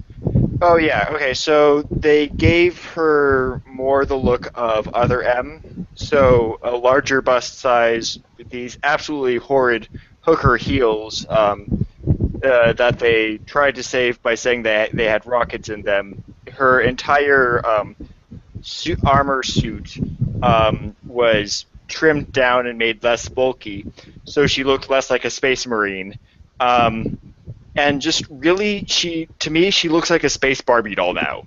She really does, and it's really sad because I really enjoyed the sort of design theory that went into her character design for, say, like Super Smash Bros. Brawl. Like that game is fantastic, and she has a fantastic character spark in there. But you know, I don't go around punching people because of that. I'll just stop playing a game. I mean, I can sort of sympathize in the sense that the character that she was initially designed as, being the Amazonian 6'3", you know, He-Man, woman, Amazon, whatever, and it was kind of cool. But I'm not exactly offended or anything by giving her heels or anything, because if I'm not mistaken, one of the people in charge of designing her was a woman, and you know, this isn't uncommon for. Well, it's not so much offense. It's like specifically with the hooker heels. It's disappointment. Yeah. Like I remember seeing. I remember when I was younger, I saw a Barbie film, and Barbie in high heel stilettos rides on a horse, gets off, and then runs across the log. And I remember thinking, oh, how stupid is that? And it's sort of that same feeling coming back now, only with a video game character that quickly became my favorite playable character in Super Smash Bros. Brawl. So it's just extreme disappointment and overall just the bloated nature of yet another Brawl game. So, well, one of do? my friends is the number 3 Samus in, I think, Canada, and he's in the top 10 in the world, so he knows his shit when it comes to Smash Brothers. And he basically said that Melee is the only one that reaches perfection, and all the other ones are basically just weird compromises between casual and hardcore kind of like gamers. And he says that Brawl was actually very, very bad in terms of a fighting game. that was my favorite. Yeah. And he's looking forward to this new one because he hopes that it'll be a perfect balance between Brawl and Melee. He hasn't got it yet. Well, Yeah, I just want to put this in the chat. Yeah, go for a ahead. sec. I was going to say well- this costume here is what they should have made her look like from Other M, not the blue one, but the little army outfit that she has. the army outfit? That would have been That would have been an interesting alternate costume, I felt. I mean, I hated that game, but at least It wasn't that bad. It's just not a good Metroid game. Otherwise, it's a decent game. yeah, well, I mean, the fact that they didn't state that it was based off of a Japanese offshoot anime, and then proceed to try to edit the entire Metroid Prime trilogy out of the timeline, you know, it really did. I mean, I'm sorry to get off a tangent, but you know, Nintendo really did mess up the Metroid franchise, I think. Yeah, Other M. Oh my god. When will they learn not to outsource their main franchises? They didn't learn with the Philips CDI. They definitely didn't learn with Metroid Other M. Yeah, no, but then again, that's Team Ninja, so what can you expect from Ninja! Anyways, we've got someone else joining us today. Desmond Green. How you doing? Hello. Can you hear me? Yeah, What's up? we can We hear can you. hear you. Yeah, we can hear you. Oh, sorry. I'll How adjust. you doing? I'll adjust you in the control room. Okay. There you go. I got a new mic today, so hopefully it's sounding good. All right, that's good. So we're discussing the wins, the fails, the follies, the glorious year that was 2014 in gaming. This is more for, well, just to shoot the shit, really. Yeah. Yeah, it's been a pretty big year in terms of video games. Oh, no kidding. I would Yeah, call this you the know. best year in indie gaming history. Oh yeah, absolutely. There have been a hell of a lot of definitely a hell of a lot of happenings in indie games. I was just looking at this one game. I'm not sure if any of you are into racing games. Me myself, I'm not really that into it myself, but there's this one that people seem to be going crazy after. It's more of a simulation than the kind of games you have like a Moza Fazord or whatever you call it. And they had it in early access, and they actually just got it out to the full game release thing. And I've been seeing a lot more successful independent games being actually done and looking pretty good than how we first used to be when Kickstarter came out. Oh, well, it's fight. I mean, it's interesting because I think you're seeing a lot more Kickstarter successes now than hearing about the failures, which I think is good. I mean, it's crowdfunding has come a long way in that respect, and as long as you don't count Patreon, it's good that the consumer is starting to get more involved with the project. Yeah, obviously there's a hell of a lot of a hell of a lot of bad things going on. You've got things like I forget the actual name, but it's the one with Double Fine. How basically they really messed up the budgeting on it. Then there's things with like Mighty Max, how they're asking for another $100,000 for DLC, and how people are saying that it's not like what they wanted it to be. You have a lot of projects that really messed up, and it's just taking the good with the bad, I guess. Yeah. You're putting a lot of faith into a lot of these people, they don't have like they don't have like a huge background or anything. These are just maybe normal people who want to try something, and so you're putting faith into something or a group of people they don't really know. So obviously, you're kind of just rolling the dice here. Yeah, the entire system, I think obviously needs an overhaul. But as long as the system can be used for good material, it definitely should be used for to push good games like Shovel Knight and so forth. Oh yeah, Shovel Knight. I heard Shovel Knight. I actually haven't played it, but after hearing everyone saying that it's basically the best crowdfunding game has ever come out so far, I think I probably should sometime soon. Well, Yes, it won yes. our best indie game award at 2-dash.com. Oh, you have? Yeah, check our YouTube channel, 2-dash. But Put anyways, the link down below. Yeah, put the link down below, and people can follow it in the low bar. yeah, but Did the Stanley Parable come out this year, or was that last no, year? that was last year, and Ah. it wouldn't have gotten nominated for shit. But No. I loved it, but a lot of people didn't, so it Really? wouldn't have gotten nominated. I love it. It's part of the emergent exploration genre, so I am studying it. But it's divisive in the same way that Dear Esther and Depression Quest are divisive. A lot of people are still hung up on the definition of games about them. So we won't delve into that discussion here. Yeah, Because it'll take forever. Yeah. that's a hell of a But, discussion to have. But So, we were talking about controversies in video games. I think the main story of the year is Ubisoft just being complete crap at their job this year.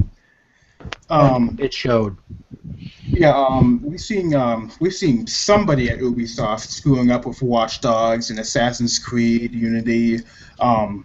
It's one thing if they're gonna lie to us and make the game seem, more than it actually is going to be. You know, that's just advertising. You know, just fucking over consumers. But the fact that the games were glitchy upon release and were just to some people unplayable. You know, that's when you have to take a look at that company and say, maybe I should take a step back and maybe, you know, tell them stop messing up. Yeah, but here's the thing. Then those publishers could then turn around and say, hey, we're not going to give you any review copies anymore because you criticized us. So it's an incestuous relationship. Yeah, it really is. It's I don't see the problem with finding other means of acquiring the games. I mean, you're a $30 million company. If the valuations of certain game companies are to be believed, you can afford a game or two every once in a while if a publisher doesn't want to play ball. Like me, I can't, but they can. But then there's also the thing of not getting the early review copies. So then you're not going to get your review out fast enough. So then the other I think the other publications. That's not as big of an issue as people think it is, because the people who are going to buy the game anyways will already buy it regardless of your opinion. But if you build up a level of trust with an audience and they come to you for review and you say, look, we're holding off the review of this game until we can completely verify that servers are running, that everything is okay, then we'll release the review. If you built up a level of trust with your audience, why not do that? Why not try something like that? If you don't trust your audience, then quite frankly, what the fuck are you doing running a website for them?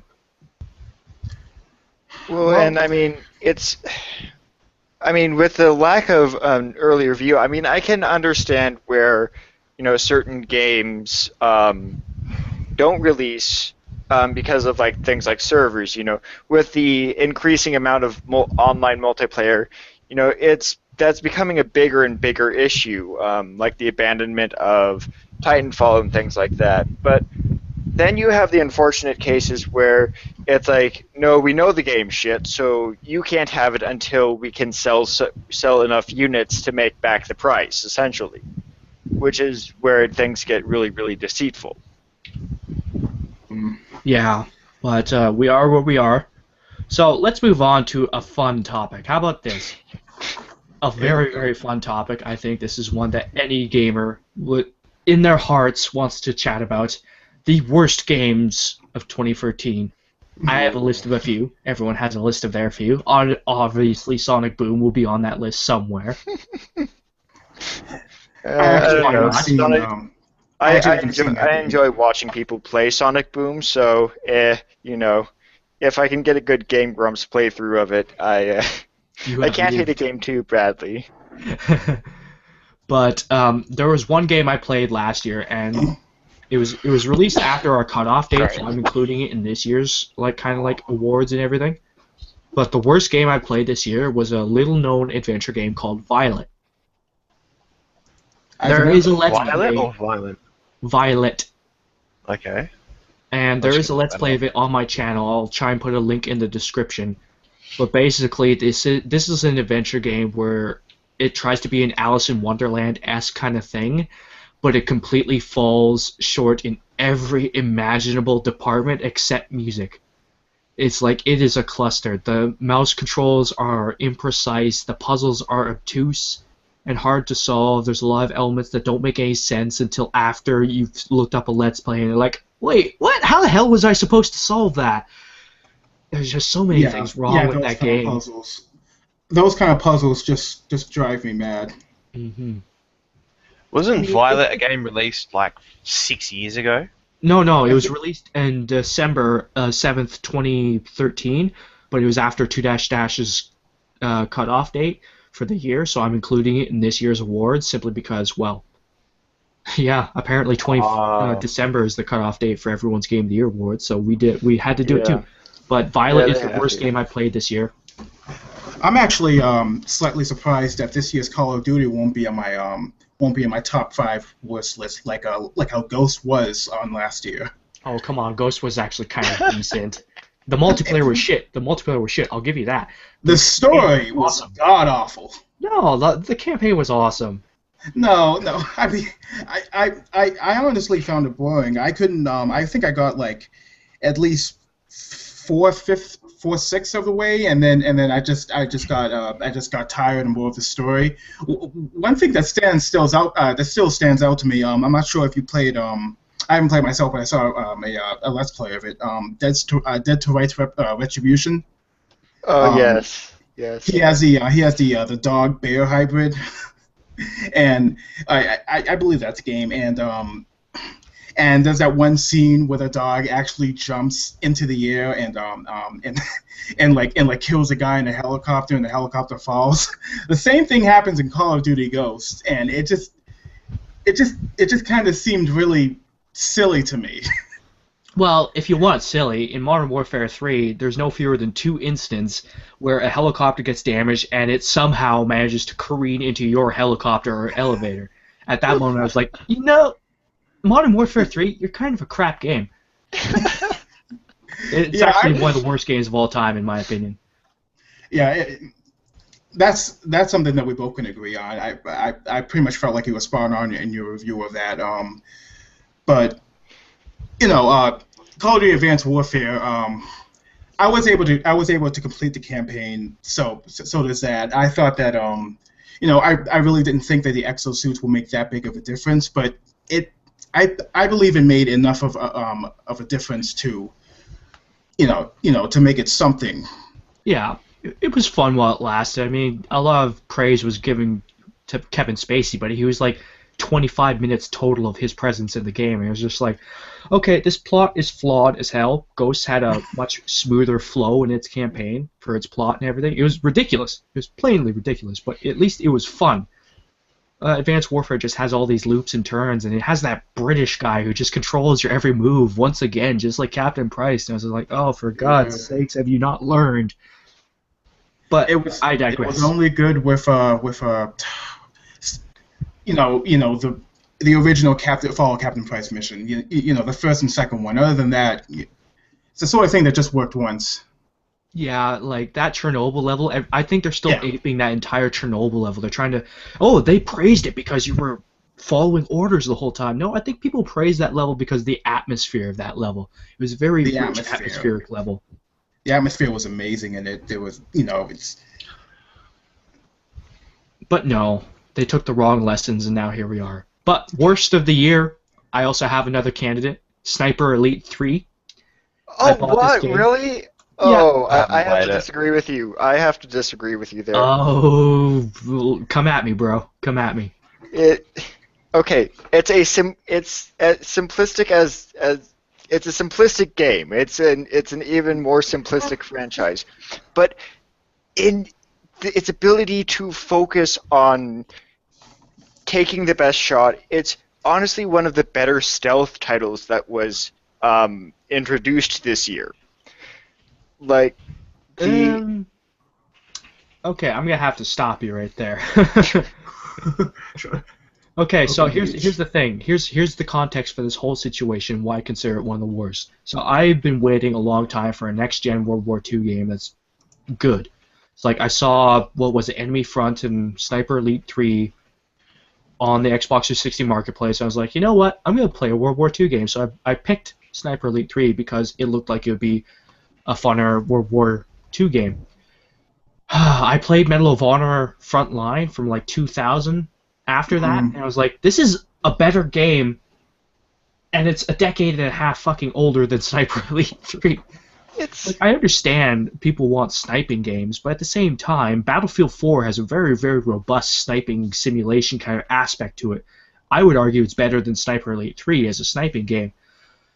Oh, well, God, there's so many missteps at that game. The plot holes, the contrivances, the cliches, the movement mechanics. I feel like you're constantly trying to maneuver a bar of soap around your bathtub. It's insane. You weren't there for the story. You were there to sit. A game expecting a story to. I don't accept the excuse that you're not there for the story. No, if the story's there, at least have it be good. Actually, if there's one game where you really don't go for the story, but you actually get one, it's definitely the Wolfenstein: The New Order. Well, right, I mean- that definitely had a lot of camp elements to it, but I think it executed its story better. There was a lot of things that it did right in terms of, well, its pacing, its acting, its performances, its staging, everything. Characters, I actually Sniper Elite 3, like, here's the thing. There's an enemy who literally comes up to you, a Nazi officer, and says, "You know, you and me, we are the same." And at that moment, I facepalm so hard, I look like I have Down syndrome now. Well, that game just with Wolfenstein: The New Order, it put a lot more effort than I thought it would into the environment. So it's like, the alternate language pop songs that it Yeah. introduced. Like, I thought those were like brilliant little things that that were included. So no, that game really surprised me just with the amount of effort they put into it. I really wasn't expecting to see a Jewish high facility underwater base and a Nazi base on the moon. I was not expecting that. Well, yeah. I mean, Wolfenstein. This is a better World War II themed game. I mean, obviously it takes place after World War II, but I just gotta say, Sniper Elite 3, if it can't compete with a game released a decade and a half before, then I don't know what its purpose was. All I know is I had a very, very disappointing time with it, and that's why it's one of my worst of 2014. Banner Saga is also one of them, but that's for reasons I've already explained. And Gods Will Be Watching. Gods will be watching. Yeah, this Yeah, will that was actually, that one. yeah. This will actually factor into the most disappointing games of 2014 as well, because Yeah, I saw the I was- trailer for that game and I was like, I need this game. I played it. I couldn't get past the first level. I couldn't get I past the first actually, level. after several hours, I eventually got to the level where you have to you're in the forest and you're trying to survive by collecting shit and keeping the morale up, and it's just kind of difficulty where it's just trial and error, and I hate that kind of game where it's not based on skill. You just have to die and then learn from your mistakes, which can make sense, but it just doesn't feel like you're. I don't know. I'm not sure how to put it. Yeah, a lot of people were very, very disappointed in that game, putting a bit of a dent in Devolver Digital's year. They've had an amazing year, other than Gods Will Be Watching. Oh yeah, definitely. It's been if anything, this is probably in terms of games themselves and hype and whatnot. It's been one of the most disappointing years in gaming in the past 10 years. Yeah. I mean, last year was the best year in gaming history. I think we could call that now. I mean, the quality, the level of games coming out that year was amazing. Indie games, AAA, across the board, it was amazing. This year, best year in indie game history, so because the indie games had a lot of momentum from last year, but in terms of AAA, this is actually a middling year for games overall. No, I mean we have Grand Theft Auto 5 on the PlayStation 4, but that's just only That's a few re- things. that's So a port. yeah, so it doesn't really count. But yeah, this year's been kind of lackluster. We had the this year's Call of Duty, this year's FIFA, this year's Assassin's Creed, 2 Assassin's Creed this year. If Assassin's Creed wants to save itself, it will pick up the ashes that Thief so callously left around, and adopt that entire early '90s mindset. The larger, not necessarily built for exploration maps. The more free form movement. It will, if it wants to save itself, that's what it has to do at this point. Just radically change itself. Yeah. Well, obviously, there's a lot of things that can be improved with certain franchises. Call of Duty. But Well, yeah, of course, that's going to need a hell of a lot more improvement than just adding one little mechanic. what were some other notable bad games that you've experienced this year? Me, myself, Was BioShock Infinite this year, or was that last year? Burial No, Saints. And you're wrong if you say that's one of the worst of the year. Come on, you know better than that. no. It wasn't the worst, but it was. I'll just say this: that Irrational, the best games it produced was BioShock 1 and BioShock Infinite: Burial at Sea Part 2. because they made Bioshock 1 again. That was it. Those were their best games. The rest of them had identity crisis and poor design and design choices in them. I'm actually one of the minority who actually doesn't like Bioshock 1 that much. Okay, You can hate me all you want, but Well, people hate me for not liking Bioshock Infinite, so my I only empathize. my only slight problem, and it isn't even that big of a deal to me, was the gameplay of it, because I felt like I'm the kind of person that doesn't really mind a game that doesn't have as good as a gameplay as it does with story and characters and such. I'm obviously not asking for every game to downplay its gameplay, to make it more artistic, but once in a while I don't mind that much. Well, in the case of Bioshock Infinite, I mean, it wasn't a case of a bad story or a case of bad mechanics. All the parts were good, but none of them fit together. It's like you were running and gunning in a large, pristine city full, while the same copycat character-designed guard came at you.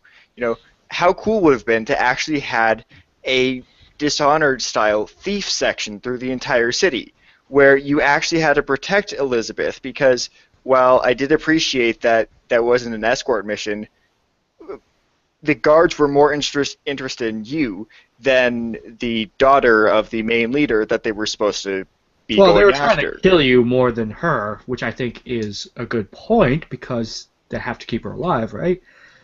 Yeah, and but then why not just distract you, grab her, and run away? Because that would make it into an escort mission, and I do not want to play anything like Resident Evil 4 an or anything like escort mission? Are you insane? And I wouldn't ask for an escort mission, but I wouldn't ask for an escort mission, but just fit the story with the mechanics in some way. There were so many different loopholes that, or so many different ways they could have conducted either to make the game just so much more connective.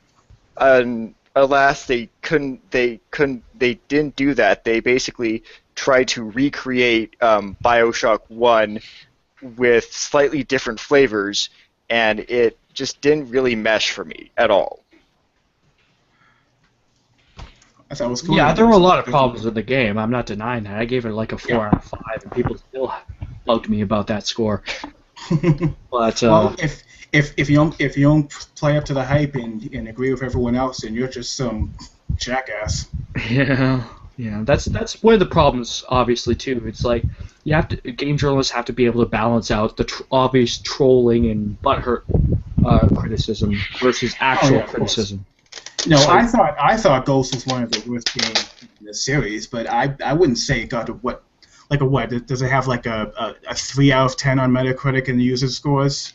It doesn't deserve that, obviously. It's not a broken and incomprehensible mess.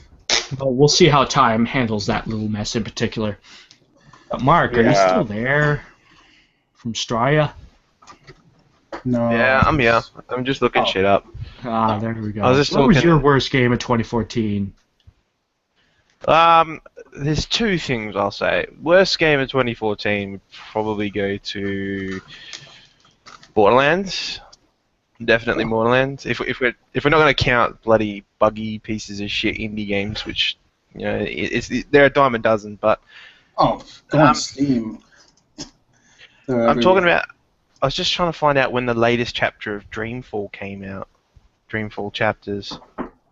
I haven't heard of that game, actually. It's by Ragnar Tornquist. He's the dude from Anarchy Online and The Secret World. Yep. I was just trying to find when, because the latest one, because it's an episodic one, is, I'm just going to say this. I don't care what people say. Racism is still racism, okay? That is the most anti-white piece of pseudo-Nazi garbage I've ever fucking seen. What is it? The whole game. The whole game is quite literally white people are evil. So And it gets praised. Does it consistently insulting them or something? Is it going into makes- that whole bullshit? I'm sorry. Is it going into the whole bullshit? Racism is power plus prejudice kind of thing. Yeah, it's racism is anything that isn't. Only white people can be racist kind of thing. The fucking funny thing is, the auteur Ragnar is white.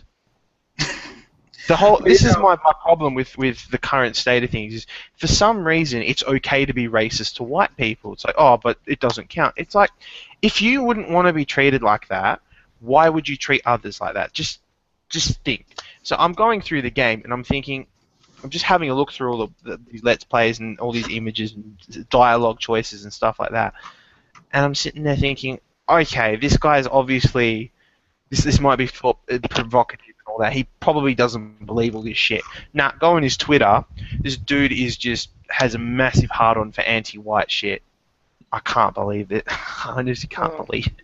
And I watched it this year, and I was like, I used to play Anarchy Online. I'm so disappointed. Just what's the name of this game? Dreamfall Chapters. Okay.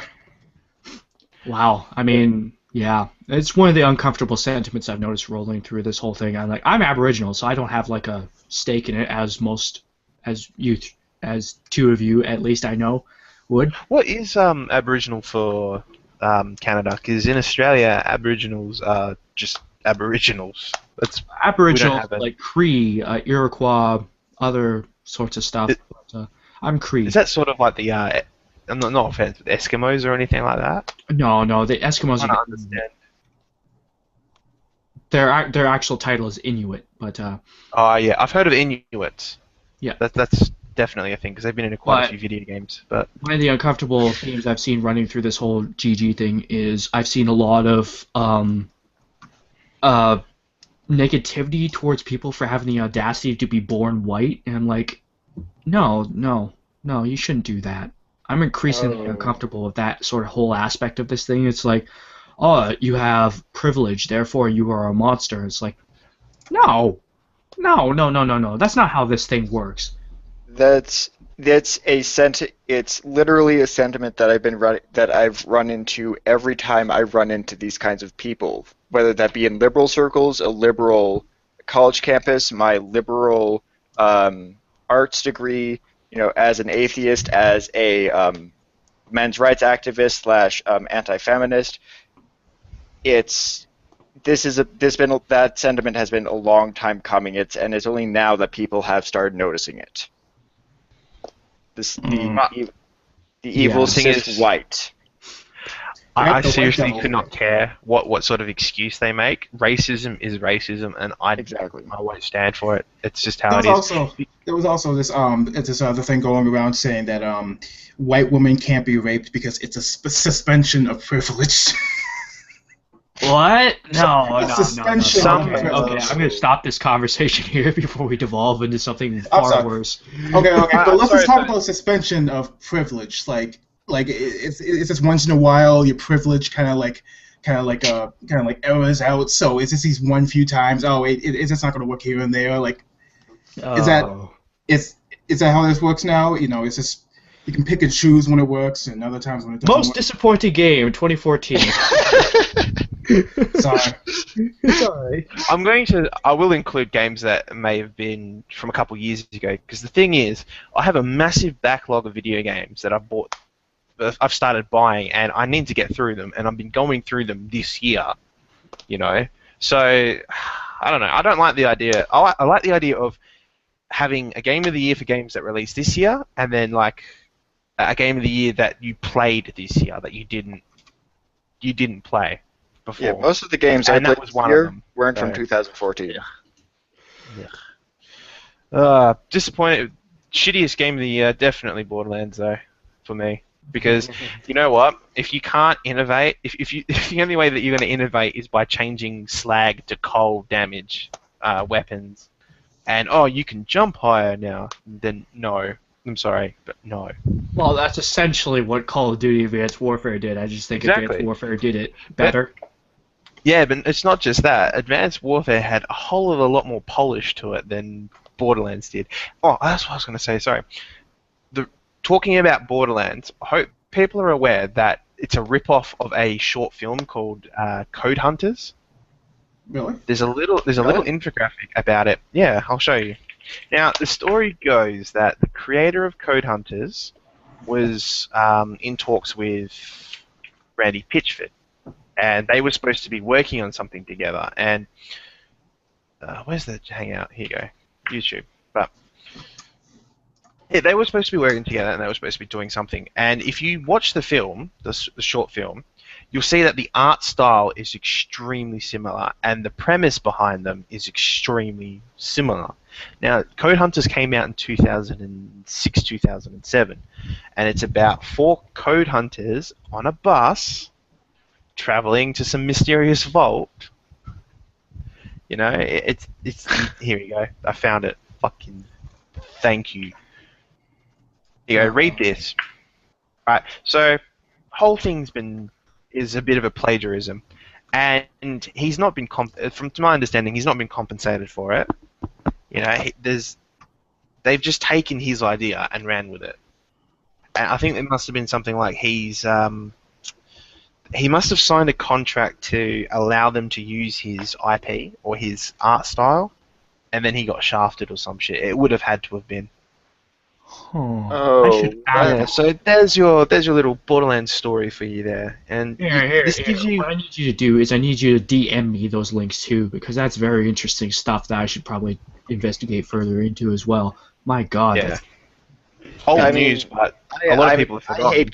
I hate Gearbox. I really do hate Gearbox. If not for the statements that the CEO made this year, saying basically, yeah, we pay for reviews. You know, what's wrong with that? That sort of thing, and hiring people who are disrespectful to consumers to write their games. You know, I hate Gearbox, but this would make me hate Gearbox so much more. wow. I mean, especially after Aliens: Colonial Marines, that disaster. What the hell has happened to Gearbox? Wow. No, nothing happened to Gearbox. Gearbox have always been trash. Let's face it, right? Whoever's in charge, it's the person that's in charge of these decisions, is just fucking it up for everyone.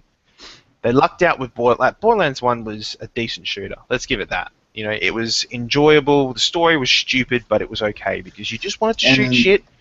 You just wanted to laugh along. And the last And then Anthony DLC was Birch. fucking amazing. For Borderlands 1. Yeah. I don't care. I had a shit ton of fun with that.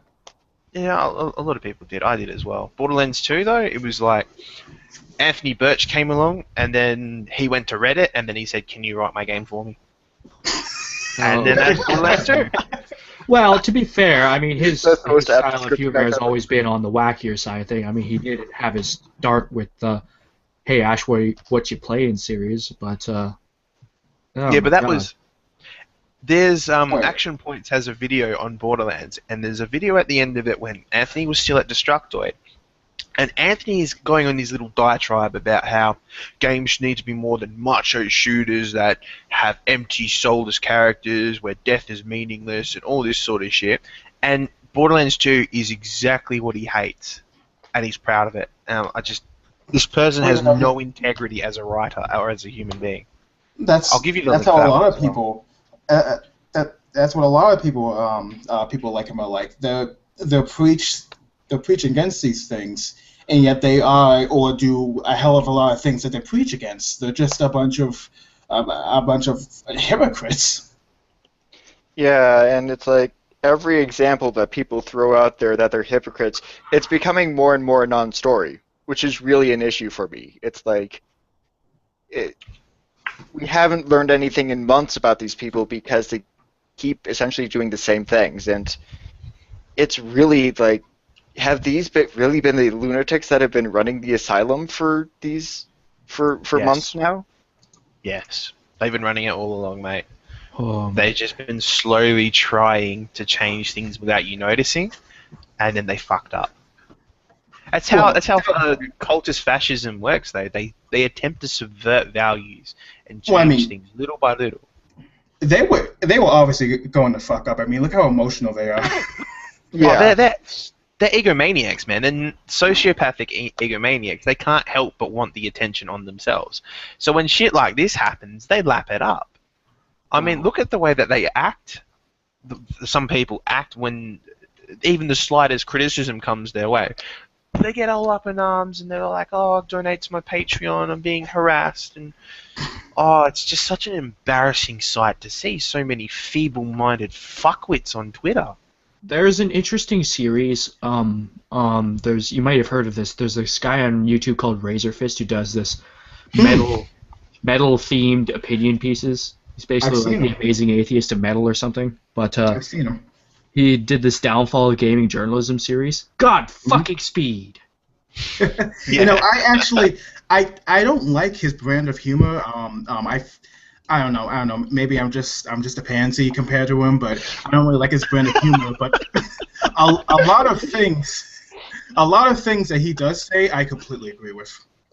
He's a sophist. I give him that. But he dresses up his arguments in pretty clothes. But he's right. He's been at this for 3 fucking years, calling out journalism, saying it's a complete crock of shit. And we know that because their bread and butter rests on them causing outrage and telling half-truths and using disinformation to get clicks and shit like that.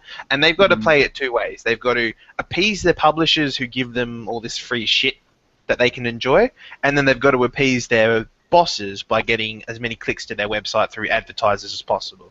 So they're not going to be ethical, they're not going to be honest, or they're not going to have a moral compass that comes into play whenever they write something. You know, they only give a shit about the money and their ideological views.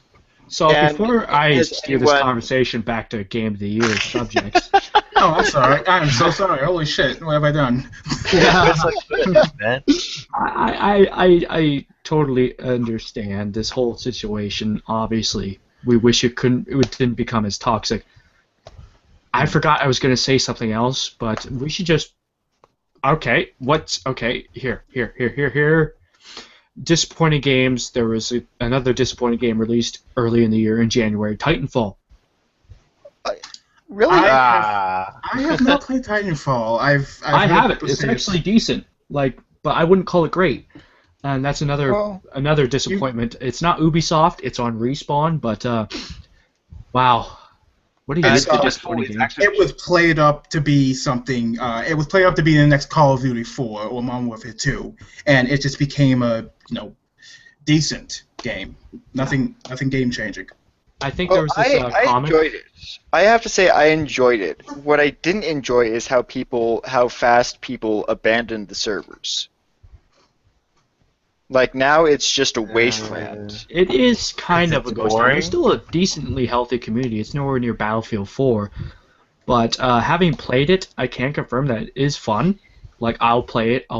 If anyone wants to play it with me, I'll ramp up a match and we'll have a game. But Get it on Yeah. Steam and I'll buy it. Yeah. Now, look, Titanfall was obviously a attempt at an FPS MOBA. If you guys didn't catch on with the whole AI grunt thing, Do you mean? AI grunts are creeps, man. They're like it's like Dota 2 but pistols, and it didn't work. To be perfectly honest, because FPS is not the same as an RTS game, right? Your Twitch mechanics are greatly rewarded in FPS compared to RTS style MOBA, Yeah. ARTS, whatever you want to call it. I basically stomped in Titanfall. Yeah. When I got it, Everyone I was does. like, because I'm such a Battlefield 4 nut and everything, I have my Twitch mechanics down, so I basically just destroyed everyone in the rest of the game. So it was fun. It was fun.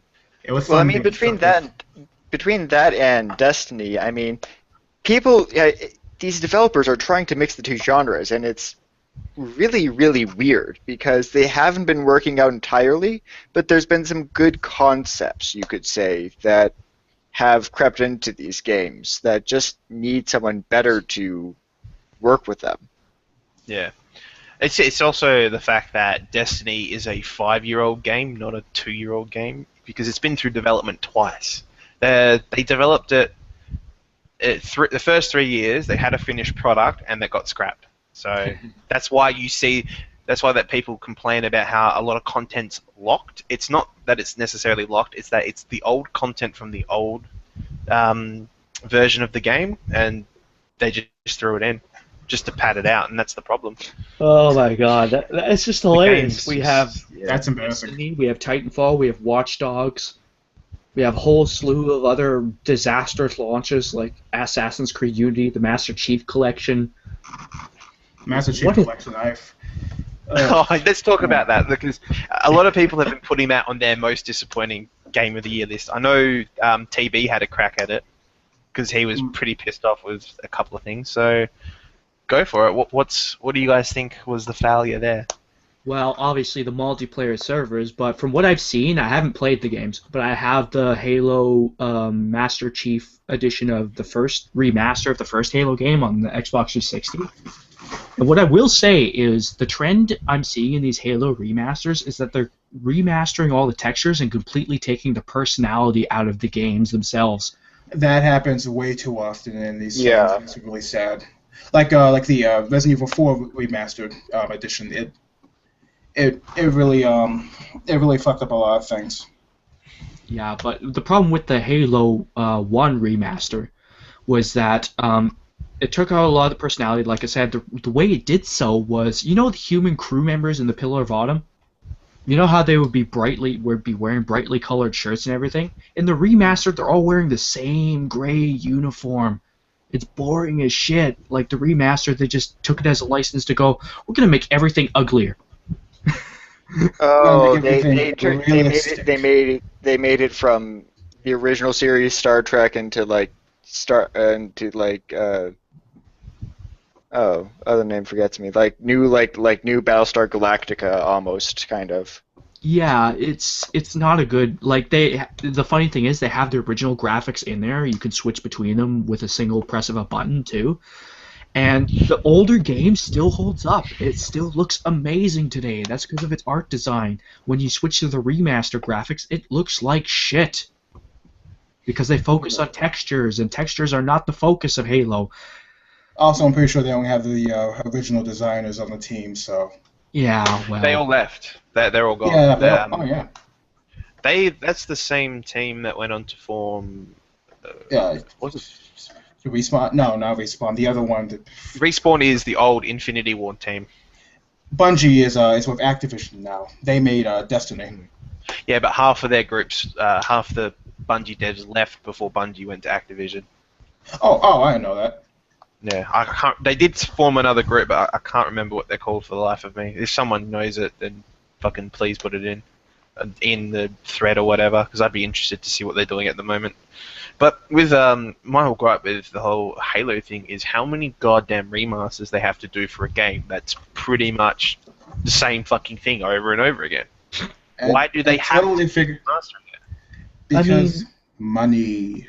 Yeah, Halo, besides the reason. obvious, but you know first what game I mean. is still, like I said, it still holds up. Like everything about it. Like the second game, not so much. I mean, the only game that's really great in this series is the first one, and this is coming from a fan of the series too, by the way. Halo still holds up, so obviously I could understand them remastering that for future generations. The rest of the series could go die in a hole for all I care.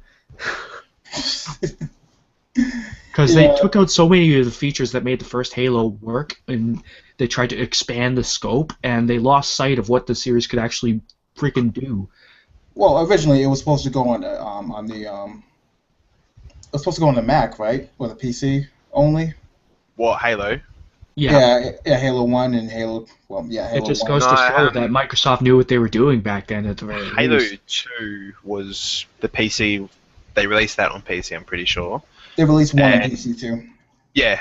I think the whole thing was Halo 4 was meant to be released on PC because they were pushing the Windows 8 as a gaming OS. And it's like, Yeah. fuck.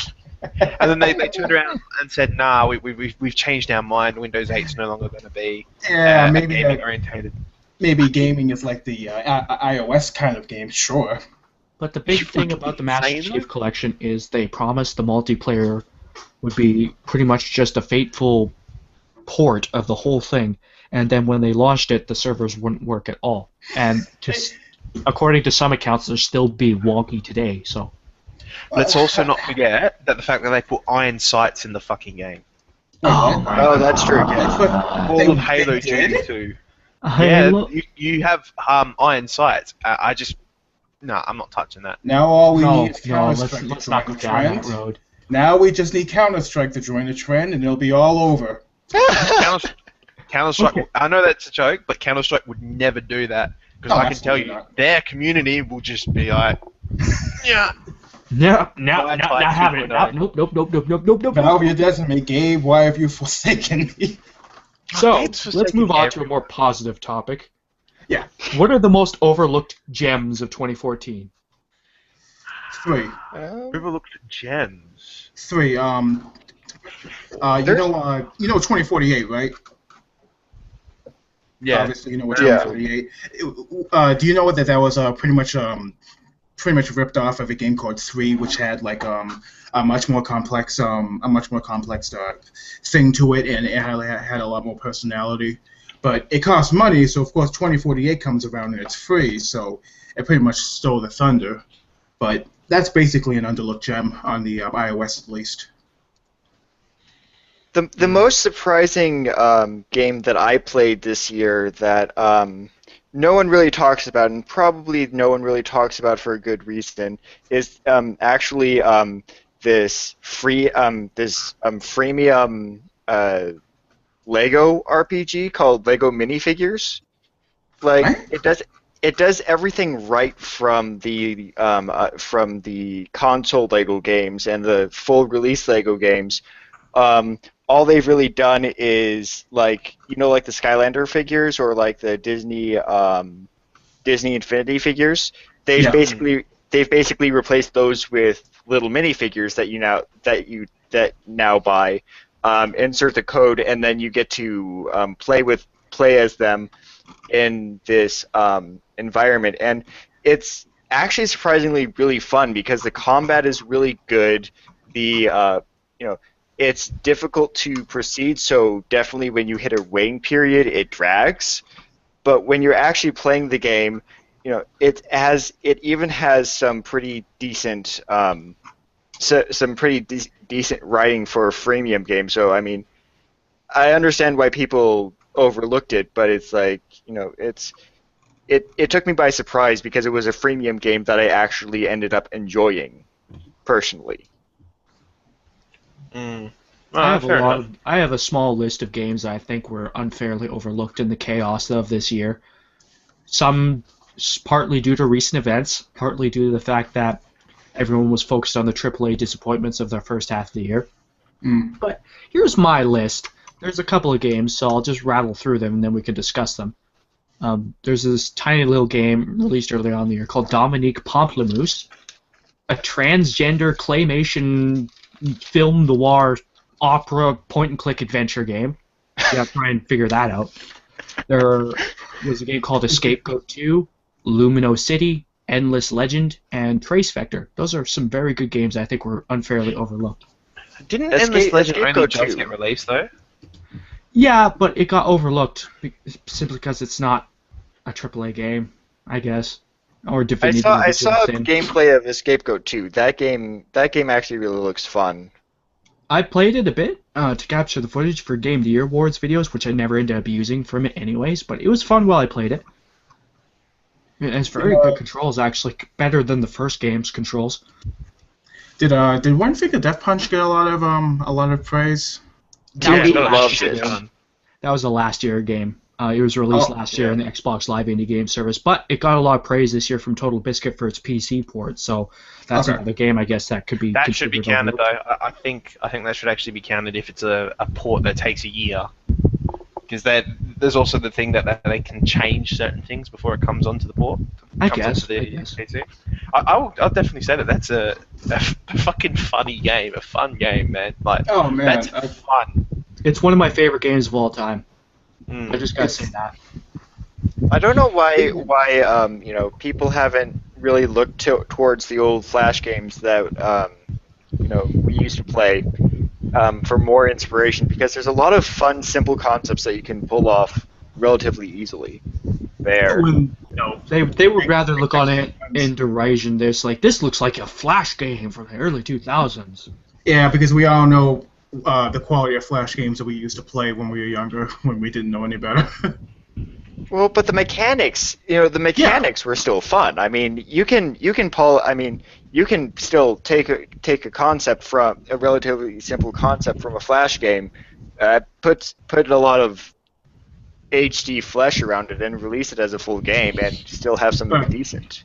Right. What I was saying is that people don't normally look to them because they were always this offensive, bloody, gory kind of thing, and it's the kind of thing that that mature, quote unquote, mature people don't really like to dwell on. Oh yeah, I guess. But I think Yeah. but after seeing One Finger Death Punch, I definitely agree. There definitely can be something that can be taken out of that.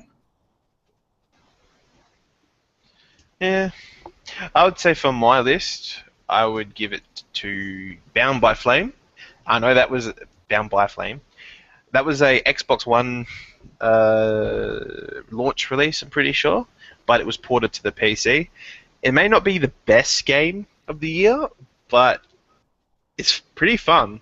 Like, it's got interesting weapon mechanics. It's got a decent story, not the best story, and it looks and sounds great. Like the soundtrack, the soundscape, the sound design as a whole is brilliant. It just suffers from a couple of control issues and it's a bit short as well for my liking.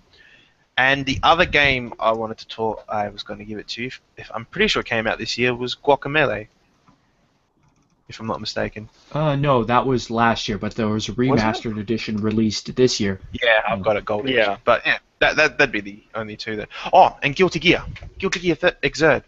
Why the fuck have we not talked about that game? I don't know. PlayStation It 3, flew under the PlayStation radar. 4. I haven't even heard of it, until Total Biscuits video mentioned it. Oh, dude, because I follow the FGC, I know all about that shit, but it's a good game. Like, the online isn't that good, the netcode isn't the best, but it's a brilliant game. I'm looking forward to seeing some tournaments with that coming up in the next couple of months. So if you have a PS3 or a PS4, buy Guilty Gear Xrd. It's a fun game.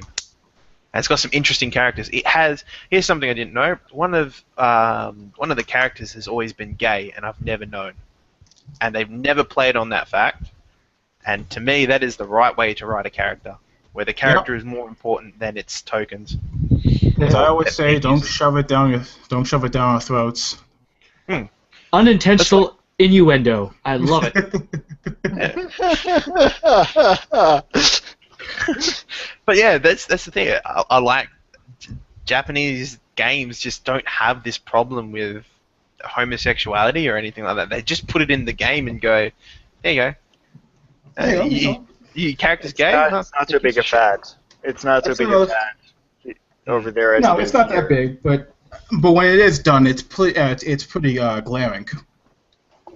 But they're not as prudish as Western developers, I've noticed. Like for a society that prides itself on being progressive and all this sort of shit, they're quite far behind when it comes to art media and what's acceptable and what's not.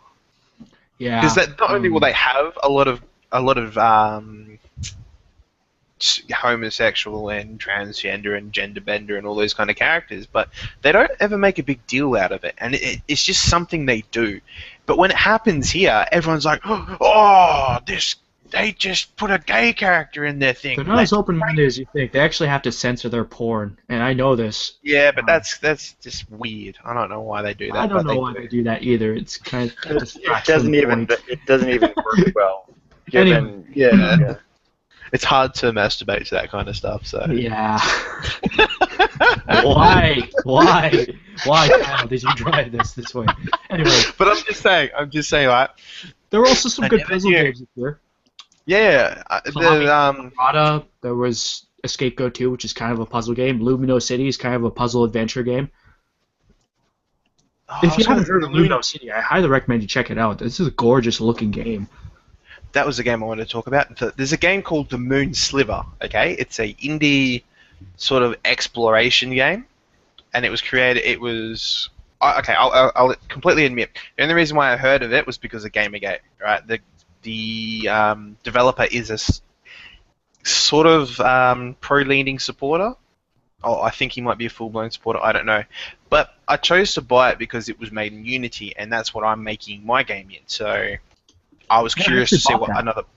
Yeah, I bought it. It was $2. It was on special. That game is beautiful. Like for what he's done with the engine, it's great. I'm so glad that I decided to buy the game.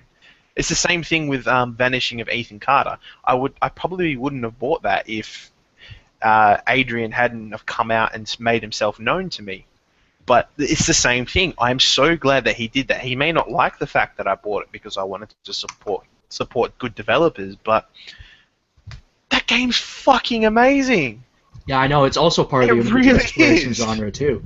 It's like I know people give games like Dear Esther, Proteus, Jazzpunk a lot of flack, but Vanishing of Ethan Carter and The Moon Sliver are just extensions of that genre. I mean, the Journey's a part of the genre, for God's sakes. It's like I can understand people saying, "Oh, it's not a game because it isn't as complex as an RPG." It But at is the a same game. time, these things accomplish some things so well. No, but that's the thing. Well, and The like- Vanishing of Ethan Carter is a video game because it does have gameplay. It is what Gone Home should have fucking been. Ethan Well, Carter God is had some everything gameplay, right. but it just wasn't as present. Yeah, but it wasn't just because it's not the focus doesn't mean it's not there, and it doesn't mean that you can't enjoy what you're playing, right? The Vanishing of Ethan Carter it has gameplay that doesn't suck. It has a great story. It has amazing visuals, textures. Just the general art direction is brilliant. The sound is brilliant. The sound design is brilliant as well. If that's the poster child for art house games, then fucking sign me up. But don't give me Gone Home and say this is what we think is artistic and what video games should be, because that game is just fucking boring. Give me Well, Ethan even- Carter. I mean, Give me more. I like Gone Home. Like, I've made no bones about that. I know staked my that. I know ground. that. I know you But, can, but I'm just saying. I don't think Gone Home is any kind of poster child for video games. No, I don't think Yeah. it is either. I mean, like, it's a place where video games can be sometimes. It's like it's its own little corner. Like, I don't think saying this is what video games should be is a valid statement at any point in time. What you can say is this is a good game for what it is. This is great for what it is. Like, say that, and people will be less angry with you when you declare it the best game ever made of the year or something. Well, and even something like Jazzpunk. I love Jazzpunk. Like it is really a fantastic game that, I mean, whose only real fault, I mean, I guess is mixing up the control scheme every once in a while, maybe a bit too much. But I mean, we've had other games like that recently. Saints Row 4, did that on a larger scale, for example, and it's actually a really neat idea and a way to solve a sort of repetitiveness that certain genres, especially games, I think, like the new exploration games, can sometimes. Please call them Game. by their title. I'm trying to hammer this home. Why don't Hey, you go home? Yeah, that was actually really bad, but whatever. that was a bad joke. Jesus. That was a shit dad joke. I'm a terrible father. Anyways, so I have a few more fluff topics we can discuss. The best soundtrack of the year. My vote, Child of Light. Yes. Oh, I would go with either Transistor or Bound by Flame for best soundtrack. Transistor because it suits the theme, and Bound by Flame because it's not the same run of the mill, orchestra that they use in every single action RPG, fantasy, medieval bullshit like Dragon Age or anything like that. This is Bound by Flame's actually got a really good soundtrack. So that's my vote. Like I said, I didn't get to play a lot of games from this year, so the best soundtracks that I've heard from this year happen to be from Bejeweled 3 and Saints Row 4. But seriously, Yeah. Here's a that's funny story. Here's a funny story with the Saints Row 4 soundtrack. When I was at PAX, I actually went to the Saints Row 4 panel where they revealed the Gat Out of Hell DLC. And they actually asked the question, what is the franchise that we feature in Red Faction Armageddon. I was like, oh, Rainbow Unicorn, and they gave me the soundtrack CD and a T-shirt. Oh, Cool. Oh, that's awesome. Yeah. So I have the soundtrack for Saints Row 4. I am a god. But Oh, dude, Child of Light, I'm if you jealous. haven't heard it, I recommend you search it out. If you like soundtracks, like there's this film called The Piano that has a very famous piano soundtrack. It's beautiful. It's simply one of the best soundtracks I've ever heard in my life. It's all killer, no filler. There's not a track that's bad on it. Another soundtrack that was overlooked, Trace Vector, is a very good soundtrack. There's Gods Will Be Watching, despite its terribleness as a game, has a great soundtrack actually. Other stuff like that. Yeah, a lot of. I mean, it's one of the easier things in the game to sort of get right. So I mean, even even listening to something like the Unity soundtrack. I mean, the Unity soundtrack is actually pretty decent if you get down to it. I don't want to get down to it.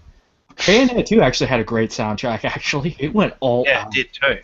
Yeah, it Oh, did, yeah. but actually, yeah, now that I think about it, it's quite an enjoyable soundtrack.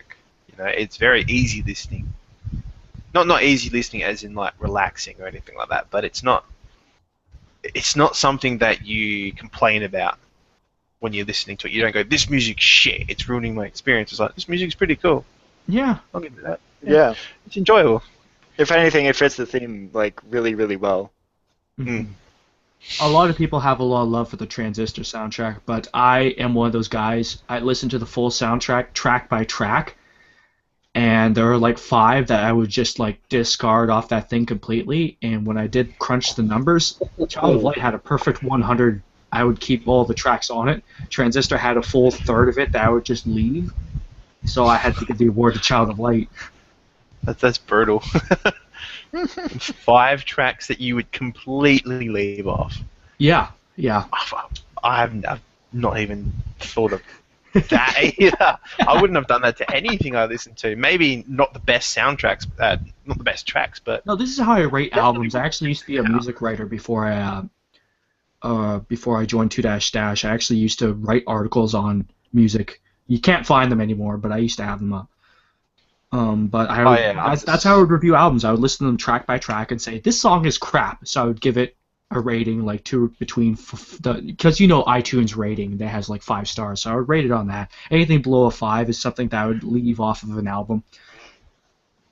And I would then, once I got through an album, I would look at how many tracks had 5 stars and say, and subtract the ones that didn't, and then crunch the numbers saying this had this many 5-star tracks, this had this many tracks that I would leave, and then crunch the numbers, and that would come up with my star rating. Yeah. Well, that's a solid way to do it, certainly. Yeah, it solves a lot of the issues of overrated albums. It's like, this has one good song on it, and the rest are complete shit. Fuck you. Sgt. Pepper's. That's the greatest album of all time, ladies and gentlemen. Well, it's certainly one of the better ones, anyways. Mm-hmm. So, are there any games that came out this year that you wish to discuss in detail? I shall endeavor to amuse you. Let's talk about what we've played this year, regardless of what year it came out. Well, not this year, last year, I should say. I want to talk about Stalker, Call of Pripyat, and how much I love that game. Like, I put that game on this year. It's the first time I've ever played Stalker. And I played Shadow of Chernobyl, and I finished it, and there's a couple of issues that I have with it. And then I played Call of Pripyat, and that game's so much fun. In terms of, that's what I think an FPS RPG should be. It's better than Fallout, in my opinion. Fallout 3 and Fallout New Vegas. And it's nowhere Could near you as say much. shots fired? No, because you can't shoot anything in Fallout without it fucking breaking. Considering how many bugs it has. Yeah, I actually tried Fallout 3 on the Xbox 360, and the frame rate was so bad that I couldn't play that game after a certain point. I was like, I'm missing shots because the frame rate is absolute shit. I'm done with this game. So let's just go in a little bit about Call Pripyat though. It's the way that it works is it's a post-apocalyptic sort of setting in Eastern Europe, in specifically around Ukraine and those kind of areas. I'm pretty sure it is in Ukraine. I can't remember, but it's got this concept of the anomalies, right? And the anomalies are just random things that happen within the world. But they're different. Everything is different. You've got like a burner anomaly, which is, think of it as like a gas main that's leaking, and then when you go near it, the flames shoot up. And then you've got gravity anomalies, and you've got guard anomalies, all these weird things, right? But the anomalies have these chances to spawn artifacts, and that system in itself is interesting for me, to have something like that. The gunplay is, it's not like Call of Duty where you hold right click and then you can just shoot in one direction and you'll always hit everything. There's recoil, there's realistic, it's close to as realistic as you can get. And stuff like that is stuff that I look for in a video game, and I'm kind of disappointed that I never played this game earlier. But that's one of the games that this year that I played that I'm really glad that I bought. And I had so much fun playing it. So that's me. What's something that you guys have played this year that you haven't played before but you're glad you played? Oh. Well, I've mentioned most of mine, but I mean, maybe like Bejeweled 3, like when Origin released that this year for free, I picked it up, and it was surprising how much fun I had with it. It's I think it's really overlooked for just the amount of content and game modes that it does have. I mean, it's certainly not going to keep you for multiple hours, but it kept me for much longer than most AAA titles, certainly. In terms of games, I actually was focused on 2014 games more than anything. But one game that I'll actually have to boot up one of my hard drives here in order to make sure that I'm talking about the right game. Ooh, it's warming up. I love 4 terabyte hard drives. But Dark Souls 2, I didn't think I would enjoy it as much as I did. But I was like, a lot of people seem to like the Souls series, so I'm going to start playing this and see if it's any good. It turns out I fucking loved it. There was bullshit, to be sure. I wouldn't give it a 5 out of 5 score. I'd give it like maybe a 4. But it's still one of my favorite games of all time. I'll give it that. Yeah, I can. Did you play Dark Souls this year though? The first one?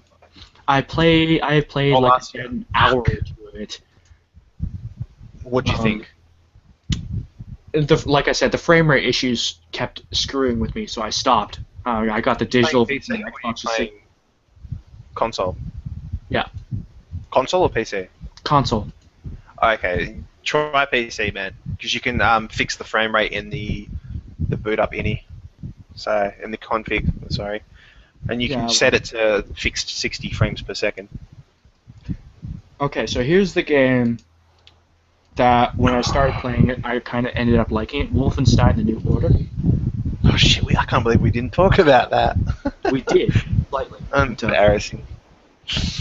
Yes, that's the game that TB gave his favorite game of the year. So yeah, let's talk about how good that game is. Yeah. It has a good stealth system. It's one of the few stealth systems in a first-person game I've actually seen implemented kind of well. There are a couple of moments in the game where I just had to go like, okay, this is stupid. I can't. So I just had to battle through it, like that whole battle with the London Monitor, because my character, for some odd reason, would refuse to sprint at certain times. So sprinting in that is a bit finicky. But the rest of the game has very smooth controls. It has a very good soundtrack and some great performances too. I was shocked by how good the performances were. It's Yeah, go ahead. You go first, mate. Yeah, it's yeah, like I said, it surprised me the effort it went to, and just the fact that in an industry that seeks sort of to increase challenge by being extremely restrictive at times with what you can do. It was honestly fun to have a game that allowed you to like dual wield like assault rifles. It that sort of freedom. I mean, I think it's something that the industry really should start bringing back. Yeah. Unfortunately, we've been, because of the tacking on of arbitrary multiplayer, the same multiplayer that ruined Spec Ops The Line for a lot of people. We don't see many of those experiences nowadays, which is unfortunate. Because actually, one of my friends came over and he was surprised that Wolfenstein wasn't multiplayer. He's like, really? Not multiplayer? Yeah. I was It too, would totally mate. work for it. Yeah, but to be perfectly honest, it doesn't need to be a multiplayer game. Yeah. It works as a single player game. It's fucking fun. It has a good soundtrack. It just, yeah. That's one of those games where they don't need to put multiplayer on it, and nobody's going to care about the multiplayer, honestly. That game just plays like a single player game. It plays as if it was designed specifically for single player.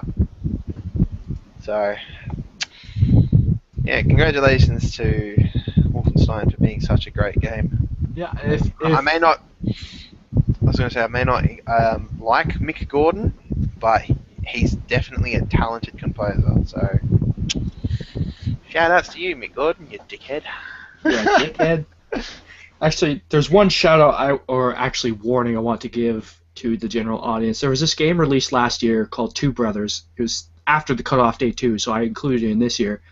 I bought it because the day it came out, it had a symbol saying it was going to be also for Mac. And they said, whoops, sorry, it's only PC. So there goes $15, right? So I was like, is the Mac version coming out? And they're like, yeah, it'll come out. I'm still waiting for that Mac version, you fucking pricks. Is this Brothers, A Tale of Two Sons? No. Two Brothers. What the fuck is Easy Two to get Brothers? confused. It's the other one. I was going to say, because The Tale of Two Brothers, of Two Sons is a fucking awesome game. It is an awesome Talking game, about- but Two Brothers itself, the game Two Brothers, I'm still waiting for that Mac version, you fucking assholes. That game's gotten mostly negative reviews, though. Yeah, I bought it though, so I need my fucking Mac version. Holy shit, this thing is being destroyed. What? The reviews for this game are just brutal, man. Okay, let me check it out, because I haven't actually checked out that page in a while. It's got a 32% approval rating. Oh my fuck. And this is a game that Extra Credits said it was one of the most jaw-dropping worlds. I think you're talking out your ass there, mate. Extra Credits in this whole mess has been kind of exposed as dumbasses. Yeah. They kind of are, man. Like, this game looks like it was made for Game Boy Color. Well, So 20 years ago. there is an appeal to that It sort of is. graphics. There is an appeal for that sort of thing. I mean, I looked at the screenshots and I'm like, yeah, it looks like Game Boy Color, but it's beautiful Game Boy Color. But It's not really that. I'll be honest. If you think that, that's fine. But for me, this does not look that amazing. I mean, I played my Game Boy Color for 6 years, man. 5-6 years before I swapped over to a different one. I've had my fill. well, there was This this is- one game I had for the Game Boy Color called Buzz Lightyear's Space Command. It's a top-down shooter. Oh, I remember that game. Yeah, it was completely terrible by any objective standards, but I had it and I completed it, I believe. Actually, the Buzz Lightyear cartoon of ages back was actually kind of decent, I remember. Oh yeah, I Actually- wrote that one too. I'm gonna put this out for indie developers. Can you guys fucking move away from 8-bit side-scrolling 2D platformers, please? Like, there's enough of them already. That we've got it. We get it. Indie, you don't have the skills to build a 3D game. Fine. Stop doing 8-bit games for fuck's sake. Getting so sick of every second indie game You know what I that would comes kill out. for, actually? 8-bit. A new 2.5D game. Like a genuine 2.5D well-designed game. Like Strider. Well, like that, yeah. No. Yeah. 2.5D shooter. Oh, a shooter. Like Oh, a something shooter. like Contra. Yeah, like Duke Like a Nukem console Forever. game. I mean, Duke Nukem 3D. Not Forever. Jesus Christ, what am I Not talking? 3D. The old Duke Nukem games. No, 2.5D shooter, my friend. Oh, you mean the faux 3D shooters? Yeah. Like Doom and all. The Amiga's dead, dude. No one's gonna build one of those. No, I want one of those games again because there was something about those graphical styles that actually appeals to me. But I would just play the old one ones. kind then. of game that I really wish they'd bring back is specifically the Mega Man Battle Network battle system kind of game. Like, I know there was the whole Metal Gear Acid spin-off for MGS, but really I miss that system so much. Like, indies would just take it away if they'd make one or two games just like that. Hey, just as a notice, the Talos Principle is like $45 fucking dollars. Is it? Really? What, Yeah. 45 Canadian? Yeah, How? I think it's 30 for me. 40 that's for like me. that's like a 2-hour game. Yeah, that's not a $40 game. Oh my god. sorry. Oh my god. Like, And there's people complain fucking about Gone DLC. Home. Oh my god, there's DLC Oh. for this shit. How? I played it at PAX. I liked what I played there, but God. my god. They're overreaching, honestly. I know it's made by Crow Team, who made Serious Sam. But no, I'm not paying $40 for that. No. Holy shit. My god. Yeah. Any other good games no. this year? Man, I thought Jen was going to show up, but it appears she's still working on that Kotaku in Action article where she compiles all the harassment that GG members have encountered. Fair enough. Just let her do that Fair then. enough. It seems to be helping a lot of people. Well, we'll see. I mean, Fucking oh my god, that's one of these $40. that's one of those aspects of this whole narrative that I find disgusting. Yeah, let's but just it's ignore not it. surprising. Yeah, let's just ignore I'm the honestly- harassment GG supporters get because they're against women. No, Well, it's like two distinct. The thing that's really annoying for me is that GG and anti-GG aren't fighting the same fight. The GG side will go to the other side and say, ethics in games journalism, SJWs stop acting like bullshit, insane people, and the aggros will come back and say, stop harassing women. It's like, wait, where was that ever brought up? We're fighting two different issues here. Like, we don't even match here. What's happening? It's Well, it's kind of easy. If you watched Razor Fist's Gamergate video, he explains it perfectly. If you can't win the argument that you're having, go over to an argument that you are having and win it. This was never about feminism until they made it about feminism, because it's the argument that they're currently having. And whenever we try to bring up the ethics, they go, oh, that's not about ethics. It's like, well, hang on a second. Let's get this out of the way. Game dev sleeps with journalists. That's all you need to say. That's honestly all you need to say about the origin of Gamergate or Burgers and Fries. You don't need to mention fuckwit's name. You don't need to mention how many people she's slept with. You just need to say, journalist sleeps with game dev, gives positive press. Done. yeah, pretty And whenever much. people make you explain it, don't. Just say it doesn't matter who it is, right? If you boil it down to what it actually is about, it's a game developer sleeping with a journalist, getting positive press out of it, which is pretty much what it is. Like, let's not sugarcoat it. Nathan Grayson gave her positive press to fuck her. Right? There's a shortage of women willing to fuck these beta troglodytes.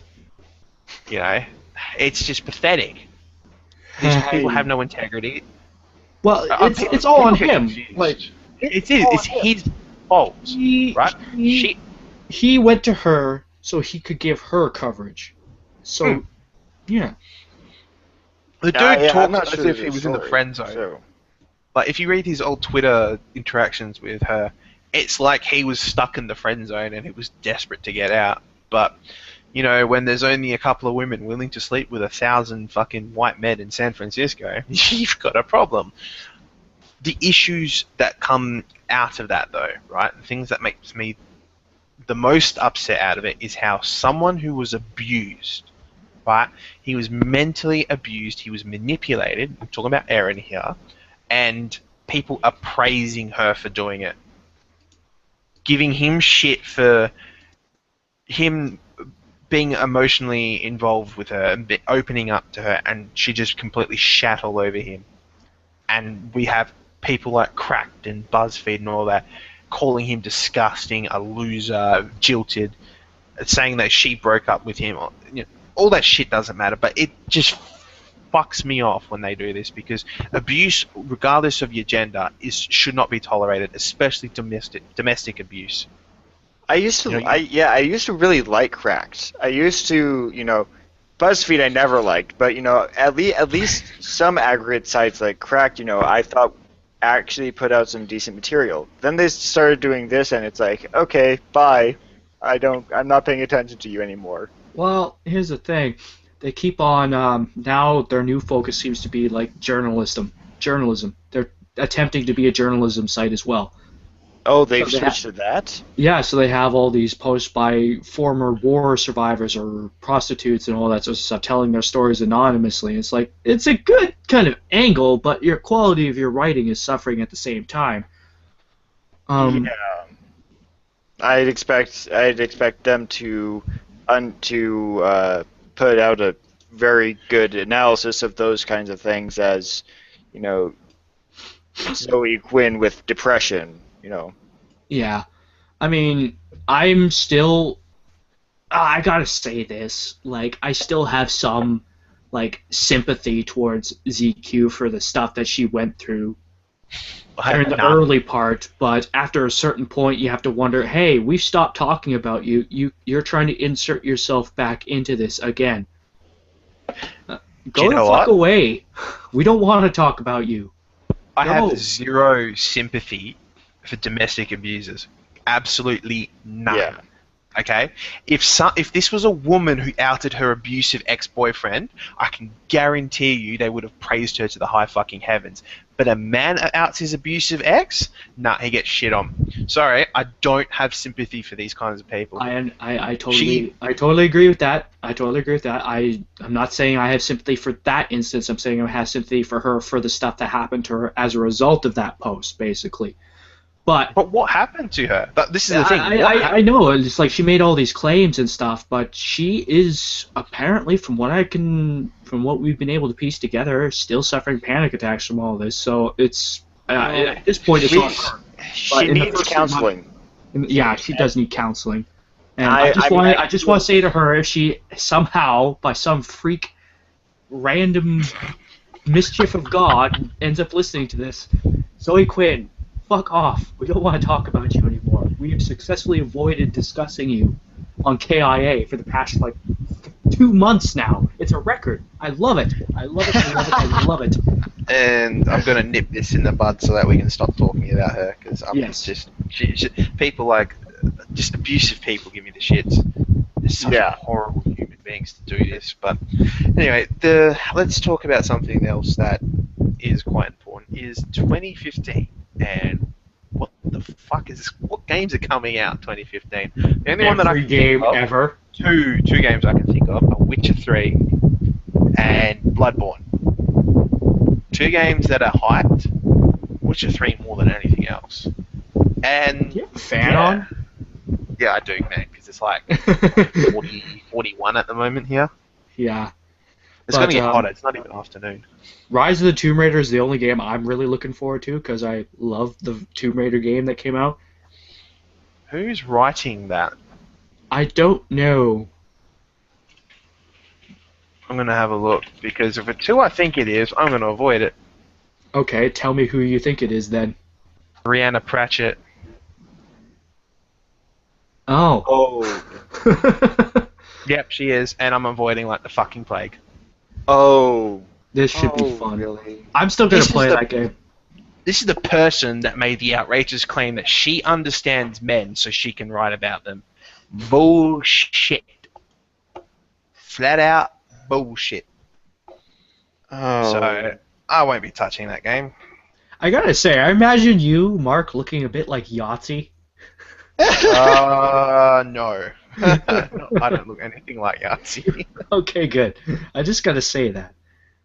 No, I'd say this because I listened to that interview from TB, and no, she does not strike me as the type of person that knows how to write male characters. If her idea of writing male characters is either weak, pathetic losers or psychopaths, then no. I've played enough of her games to have just sick of her writing style. This is my personal opinion, right? This is what I think about her. People may enjoy her writing. Well done. I've played enough games by her to know that I don't like it.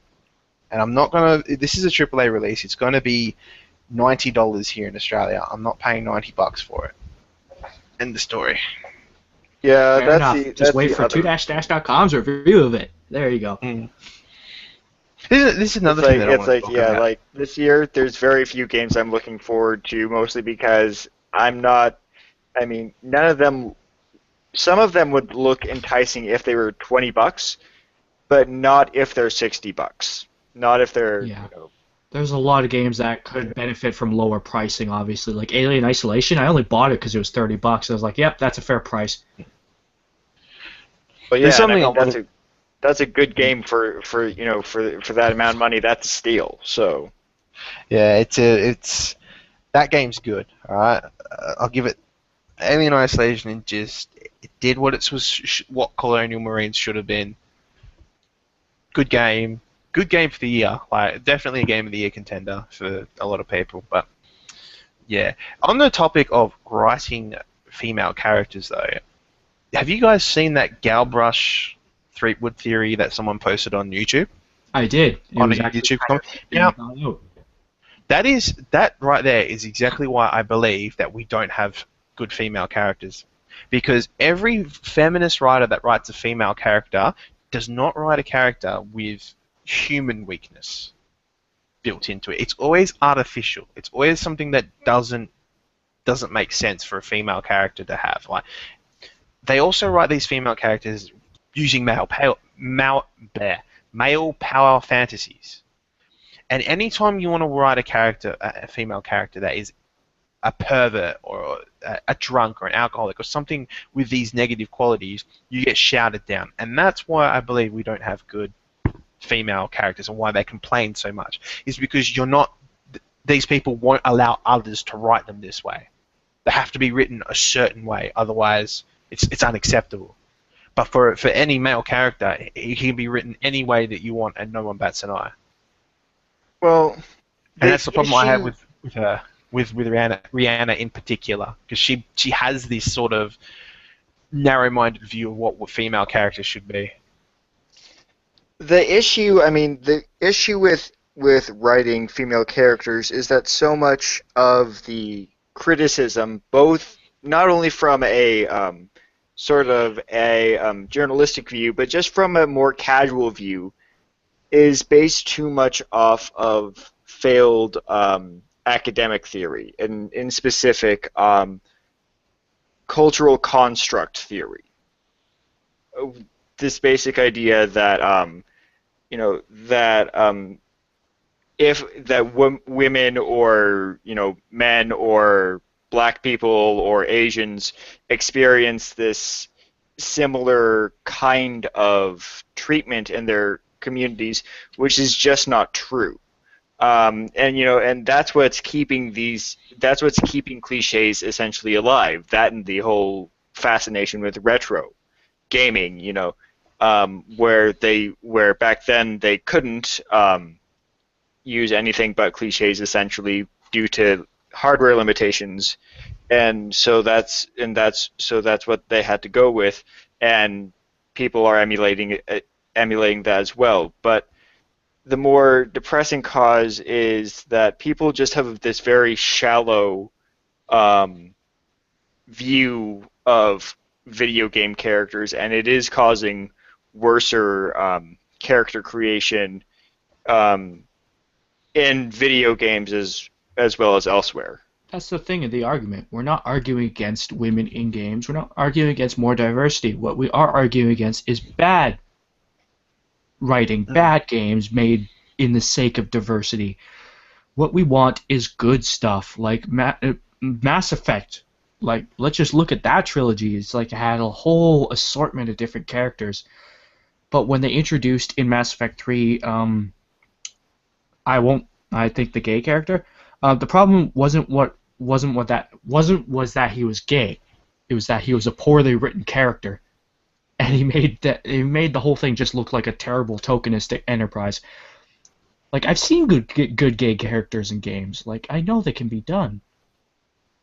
Of course they can be done. Yeah, of course they can be done. Guilty Gear is an example of that. But I'm pretty sure it's Faust. If I'm not mistaken. Yeah. But the problem, like I'm saying, is these same people that are complaining about poorly written characters are the reason why we have poorly written characters. They believe in tokenism. They believe so long as you fulfill these little checkboxes, it's okay. That's one of the problems I have with BioWare as well. Inquisition is a fucking token game. It's bridled with tokenism. Oh, we have a transgender character. That means you're one gender, but you're another. It's like, this is a medieval setting, right? It doesn't fit. Maybe of course, a lot of people would counter like, "Oh, you shouldn't use that as an excuse. You need to include diversity in everything in order to make a safe space for everyone." Well, and it might be interesting if it became part of that character's story plot, if it was truly a character who had to figure out his place in this society that truly may not have had a place for him. That would have been excellent, but they didn't go with that. No, of course not. It had no place being in the game. It was. I know that, like I said, with Guilty Gear, he's a gay character, but you don't know until they said, "Oh, look, this person's gay." So what? But with this, it's like they made a big deal of it, and then did nothing with it. They had that full-on cutscene dialogue scene where they talk about it, and they go, "Oh, this character is," I can't remember what they fucking call it. They come up with some stupid fucking names for it, but it means he's one gender, but he's another, and he can change whenever he wants. It's like, okay, then do something with it. Give me something that makes it worth you putting that in the fucking game. Okay? Give me an explanation, give me some quests, give me some more characters that relate to him. Because you're making a big deal out of it by announcing it in the style that they did. And they did nothing, they just did nothing further. You set people up for an expectation and you let them down. I'm okay with... And I mean, how can you do something with that? Because I mean, it's exactly like putting a game in a woman, a woman in a video game. If you beat that woman up, they'll attack you. If you don't, exactly. If you don't beat that woman up, you're going to have a boring game, and they'll still find some way to attack you. So it's in checking off the boxes. You can't get good characters because they aren't looking for the art of video having a massive problem writing believable characters in the first place. So expecting them to suddenly have all these magical, great written female and minority characters out of the blue is just like you're asking for bad things to happen there, mate. Like you'll have terrible examples. But here's a question for you: good characters that have been written well, have good characterization, are they good male characters or good female characters, or are they just good characters? Does their gender actually matter in their characterization? How many good characters can you name where you've gone, this is a good male character, or you've just simply gone, oh, this is an interesting character? Well, and you just completely forgotten. I think a good example for the thing that you're saying is, look at Shakespeare's plays. How many times have all of those plays been gender swapped up the butt? And it still works because Hamlet, as a character, works in any kind of context. You can swap him out for a female, and it would still work. It would still make sense. Yes, it would still make general mass sense because that play is about the character, not about the gender. Now, obviously, it wouldn't work for everything. If a movie or something is written specifically to address certain gender issues, then obviously swapping out a male character for a female wouldn't work exactly. But for general stories, like, if you can swap in anybody and it'd still work, it's a great written character. And I'd say that goes for I'd say that goes for games too. I mean, recently we've seen just a rash of just decent female characters in even AAA titles, where it doesn't really a lot of people like to play up the fact that they are female, but really when you play them, or at least when I played them, it didn't strike me as they were female. They were simply a good character in this story. And I don't think this necessarily precludes, say, a character whose issues derive from the fact that they are female. I think you can get plenty of good plots from gender-centric narratives, but certainly the plots that I most enjoy are those that don't sort of rely on that sort of thing to draw in the player to the universe. Well, that's, I don't know how often we're going to get characters like that where people just don't care too much about the gender and just try to write a good character. But if the past couple of months is anything to go by, we're going to see a lot more tokens in video games, and they're all going to be shit. They're all going to be poorly written because they don't care about the character. They just care about ticking off that fucking box. And as someone who's gone through writing, who cares about writing because it's part of my degree and all that sort of stuff, it's having good characters is important, not just for fairness to human beings, but as an art form. Don't these people care about writing, actual good writing? Don't they care about the art form that is story writing? No. I don't know. It's a thing that I don't like. I just can't understand for the life of me. We've had great examples of great characters, like going back to at least 2000, at the very, very least. Fire Emblem for the GBA had amazingly well-written characters, and you could interact with them in so many different ways. It was amazing. Oh, Fire Emblem always has. I mean, I think at most as recently, I know some people don't like the character, but the character of Ellie from The Last of Us, I think at least precluding the DLC that focuses on her and derails her character a bit. In the main campaign, she's actually a very, very good character whose motivations are drawn from the situation and not from the fact that, well, she's a girl. Which I think is admirable, at least in a sense, because it is strength without having to play off the idea that she has, tits and a vagina. Yeah, a person's gender should not be the main strength of a person's character. It shouldn't be this character is good because she's a woman. This character is good because she was a woman, is now a man, but wants to be a woman again, or anything like that. Just your gender, your sexuality, unless the game or the story is the focus of it, you don't need it. It reeks of tokenism when you just throw it in there. It's not very interesting at all.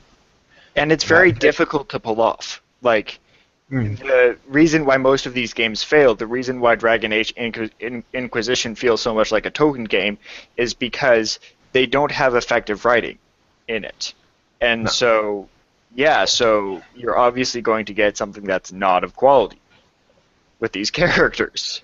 Yeah, I've seen videos of those characters in action. It really isn't a pleasant sight. This won Game of the Year? What?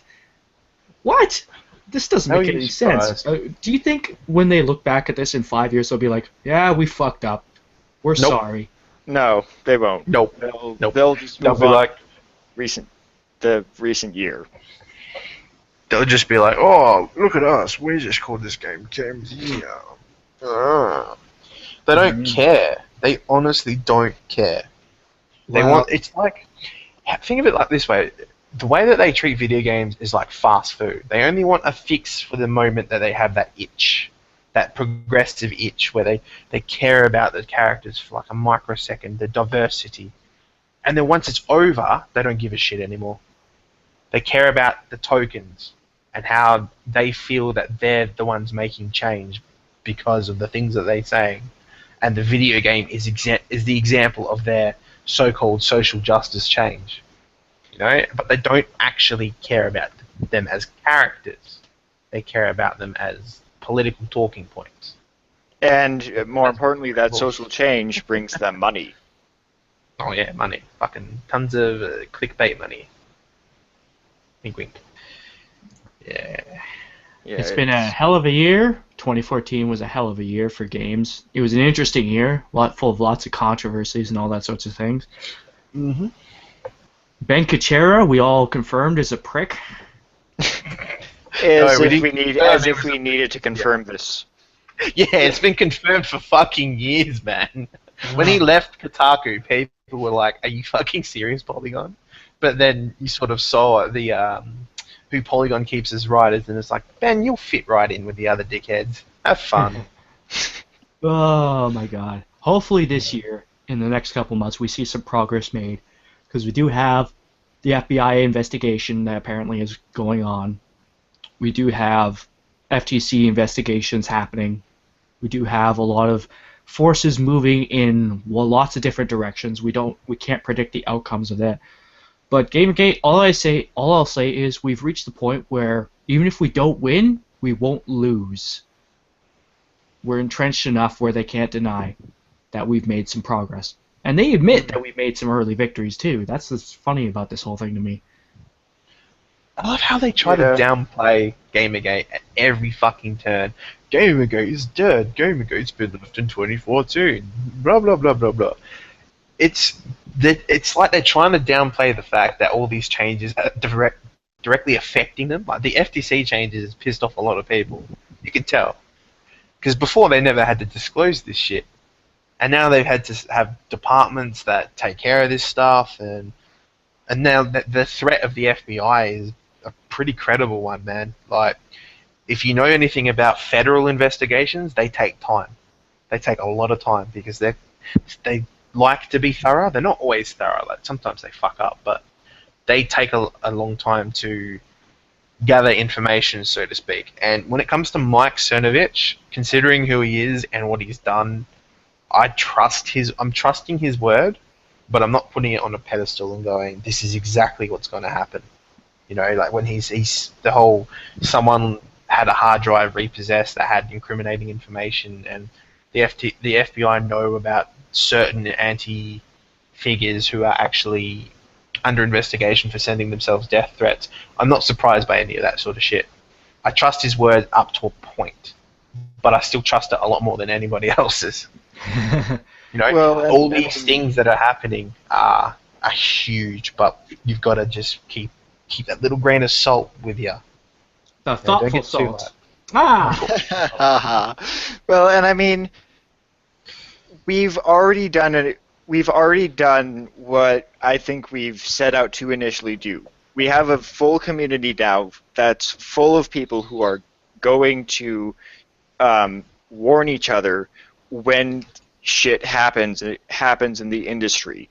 We have, we have amateur filmmakers going out and actually trying to expose these crooks, for lack of a better word, on their deeds. So I think, we have some solid plans in order. We just need to now navigate the ship carefully towards a bigger, more explosive end.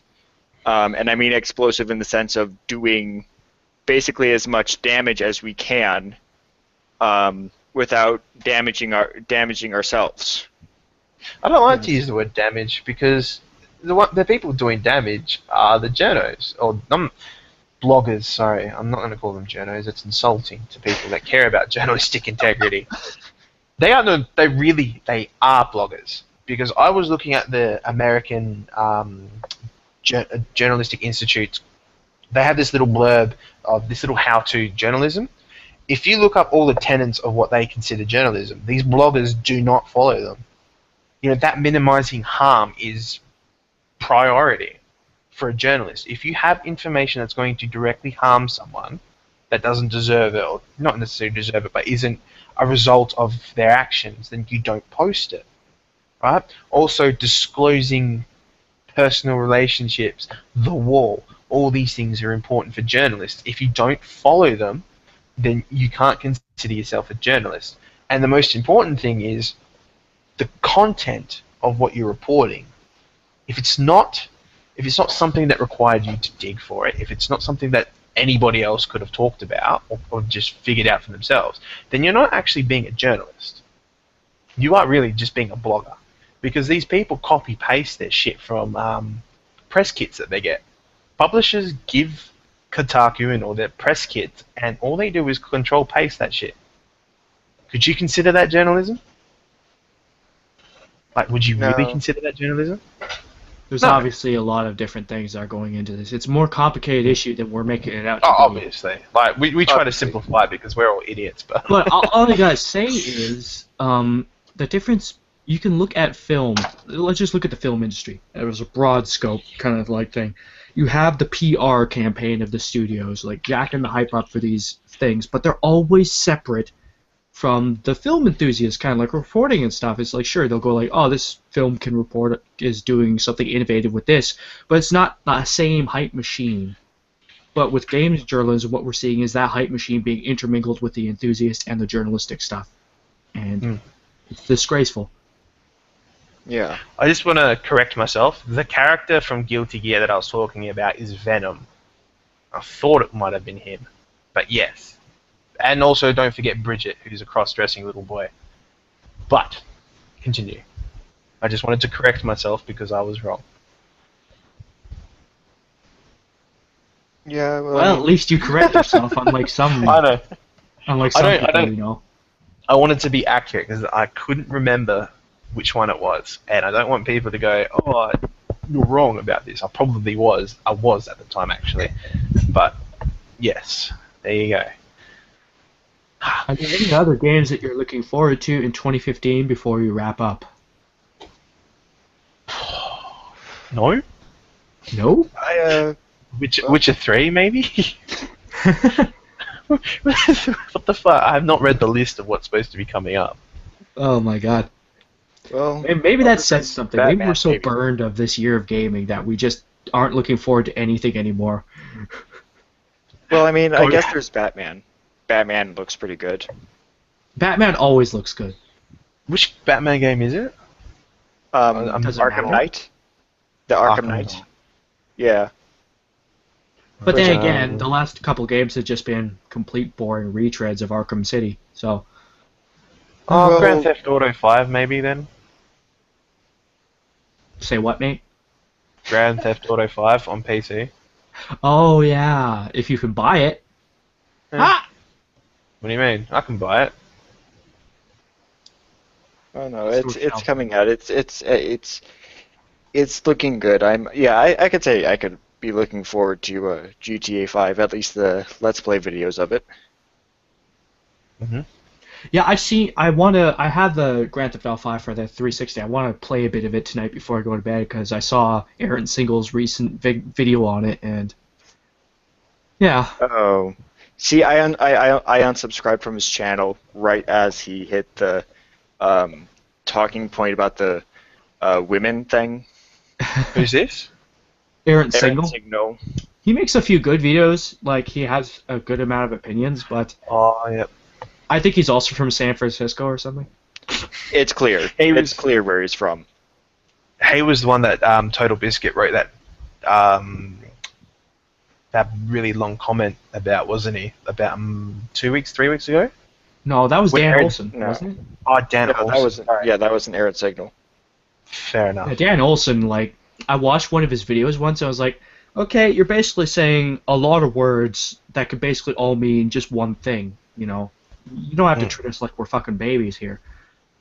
And then he goes and does that Gamergate video, and it's just like, well, fuck you too, Dan. Yeah, but that reeked. People like that, it just reeks of them trying to save their own ass. Trying to buy brownie points. Well, he is on that the same site as the Nostalgia Chick. Oh, Channel Awesome. Yeah, that makes sense. Channel Awesome's fucking terrible. Well, I like like the the Cinema glasses. Snob. The Cinema Snob rules, but I like Cinema Snob and the guy with glasses, but I basically watch their stuff and ignore the rest. The guy with the glasses Shadows, is like finished, though. for all of his like negative opinions on Gamergate, he still makes some good videos. Like I enjoy his One Hit Wonderland series, but beyond that, I still don't like his opinion because it basically just. I had a chat with him actually on Twitter. It lasted all night, and basically we just I went remember back that. and forth, and I was reasonable, and he actually said, "I'll concede that there are good people in Gamergate, at the very least." So. He's still a dickhead that stood in fucking Juwario's grave and spoke for him. I'm sorry, Yeah, but he yeah. never apologized for it. He gave a fucking backwards apology and said, "Oh, I'm sorry if it offended you." It's like you fucking stood in someone's grave and spoke for him. Oh my. I'm That was a sorry. crappy moment, but people are That human. was disgusting. I've probably made a few mistakes in my life that if they ever got out, people would be immediately calling me a monster too. But whatever. People make Did you ever mistakes. stand in a friend's grave and then speak for them with absolutely no qualification to do so? And then give a fucking bullshit apology on it? No, I'm sorry, but that's a pretty fucked up thing to do. I've never done There's that. mistakes, but I mean, he's made more mistakes where it's not even. It's a trend with him. It's a trend with most of those. All right. Those Channel Awesome people. Ever since Blistered Thumbs went away. Yeah, Mika Curtis just had a conversation with someone in Gamergate recently. It was on December 31st, That was- unfortunately. But he's part of Blistered Thumbs, and yeah, he witnessed its downfall and stuff. It was kind of fun. Him and Angry Joe ran Blistered Thumbs. Yeah. And then they got someone else to come on, and that someone else, I can't remember his name, was the person that fucked up Blistered Thumbs. So, Yeah. there you go. Oh, and other things as well, like the Channel Awesome not giving them the money that they needed to continually Yeah, run the that site. 8chan or something post you sent me the other time, the last night or something was. Oh, actually is that kind of interesting too. the TV one? Yeah. Did you read the part about Rachel? Yeah. My God. And the fact that TV fucking asked for photos of her feet. Lovely. That's why I Anna's also so fun. spent the last couple days reading Encyclopedia Dramatica pages on Gamergate. It is hilarious stuff. Oh, And they're more accurate than Wikipedia. Sadly. Oh, and they have a few articles about a few of the aggros as well. That's just fantastic. Remind me to never piss off Encyclopedia Dramatica, okay? Best part? Yeah, seriously. Best part is the guys behind it are Swedish. Oh. Sweden, yes. There was one game I want people to be wary of. Is Yatagarasu Attack on Cataclysm. It's an indie Japanese fighting game, and it looks pretty cool. It's coming. It's within the next month or two. It should be out. But it looks like Third Strike, and that game was awesome. So I'm definitely going to be playing this game. Well, So yeah, as I said, just to recap for any viewers who are still sticking around, I know we have 7. Thank you. all 7 of them. That's pretty cool, though. Yeah, well, I'll try and get the chat box enabled somehow. Synthivine said he'd walk me through it eventually. God damn chat box. Anyways, my game of the year for 2014, Dark Souls 2, with a runner-up mention, I should say, for Child of Light. I'm going to go with Bayonetta 2. Bayonetta 2, and I'll give runner-up to... you know, I don't really want to give a runner-up to anyone.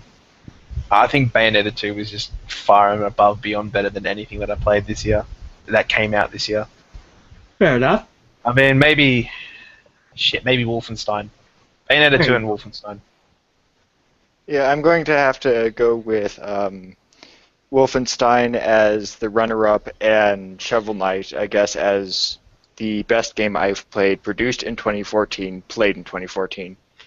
And for those of you who aren't aware, 2-dash.com gave Bayonetta 2 and Shovel Knight its awards for Game of the Year and Best Indie Game, respectively. Wow, what a year. I wish I could have played more games, like, for my job, but as I've hinted at before, medical issues got in the way of a lot of things. But this next month will be a celebration of the games of 2014, as in me playing games I didn't play last year. So, Oh, looking forward to that. Yep. My YouTube channel shall be full of vids, and it shall be awesome. And 2-dash.com lives on for at least 3 months. So, we have to get it to traffic. If you want to write for 2-dash.com, send me an email, KyleArsenal at 2-dash.com. Send me an email. Do that, guys. Yeah. We really do need to start promoting websites that care about their audience. You know, you're not going to win Gamergate just by harping on about people on the other side and getting journalistic ethics, because once you have those ethics in place, you need people to actually practice them. And we do need websites like TechRaptor, GamesNosh, Niche Gamer, GoodGamer.us, Power Gamer, 2-dash. Support these guys. Give them your patronage. Let them try and win you over. You know. Give them a go. I know our site has been kind of like devoid of content for the past couple weeks, but it's been a weird holiday season for us, I gotta say. But I will be doing my part to try and pick up all the content from this point forward. If we're actually looking for a new manager / editor in chief, so if you are interested in that job, does it pay well? There you go. Go fuck yourself. Maybe later. KyleArsenal at 2-dash.com. I will put you in touch with the man, because he is looking for someone to take over, because he is in a full-time job, full-time school, and I can't do it right now because of medical issues. If I could, I would. But as you can hear, I'm having a lot of issues. So if you are interested in writing, producing video content, because we do have a YouTube channel, or if you want to have a position as editor-in-chief to go on a resume, and if you could build us up to profitability, you would, of course, get your share of the spoils, my friend. Let me know. KyleArsenal at 2-dash.com. Visit us at 2-dash on Twitter. Visit me at thoughtful_salt. Visit Robert, the Stole Review, at it's Stole Review for the Twitter, and it's just the Stole Review on YouTube as well. And so, also follow the Facebook, same name. So, yeah, pretty simplistic there. There we go. And Mark? I'm just a retweet bot, honestly. If you follow me, man, you're not going to get much out of me. If you can find the blue Yoshi egg, then DSIC00. Just, yeah, do whatever you want. If you can find a Yoshi egg, you have done all you can for him. You have achieved something in life. But yeah, thanks for everyone. For all of us on the Food for Thought stream, God fucking speed. Don't still